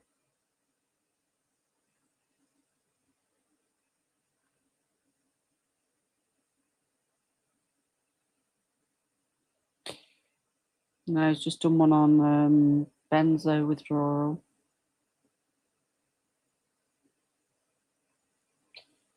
Let me save that video for another day. Where's that one? 2023, Lindsay Clancy from Massachusetts. Was East Tide that one? Let me save that. I want to pivot over. Because I'll save that. I'll put that in the save list.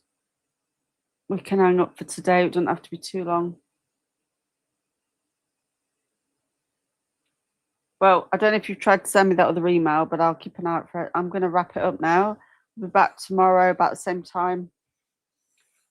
And thanks for joining me, and I'll see you all on the next one. Okay.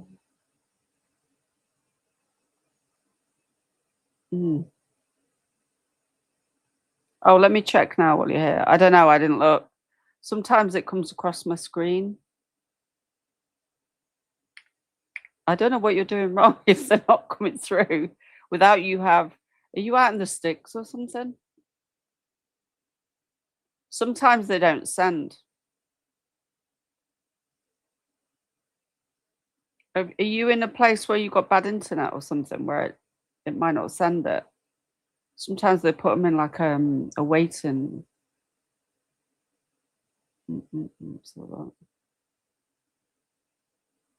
Oh, yeah. Similar case. What's that one?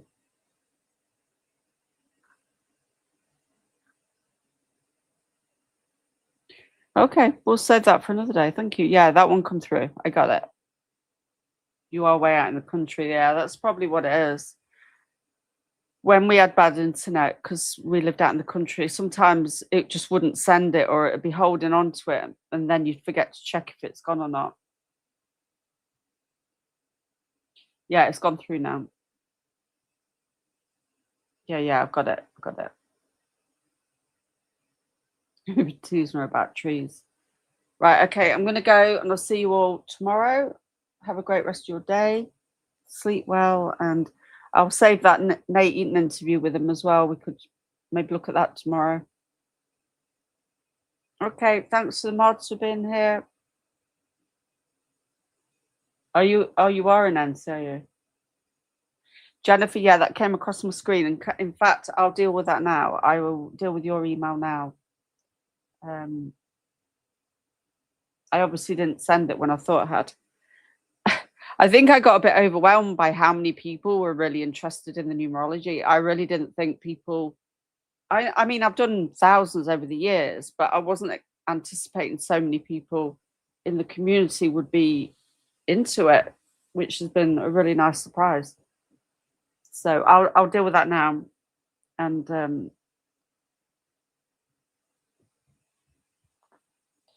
but I don't know, Gmail can be a bit weird. It was like I thought I'd answered everybody, and then somebody would be like, give me a nudge, and it'd be like 2 weeks since they'd won, and I was like, how did these slip in the net, through the net? So now I try and star them, and then at least they'll be in my starred folder. But yeah, right, I'll go to your email now and get back to you, and I'll see you all tomorrow. Okay, here we go. Bye.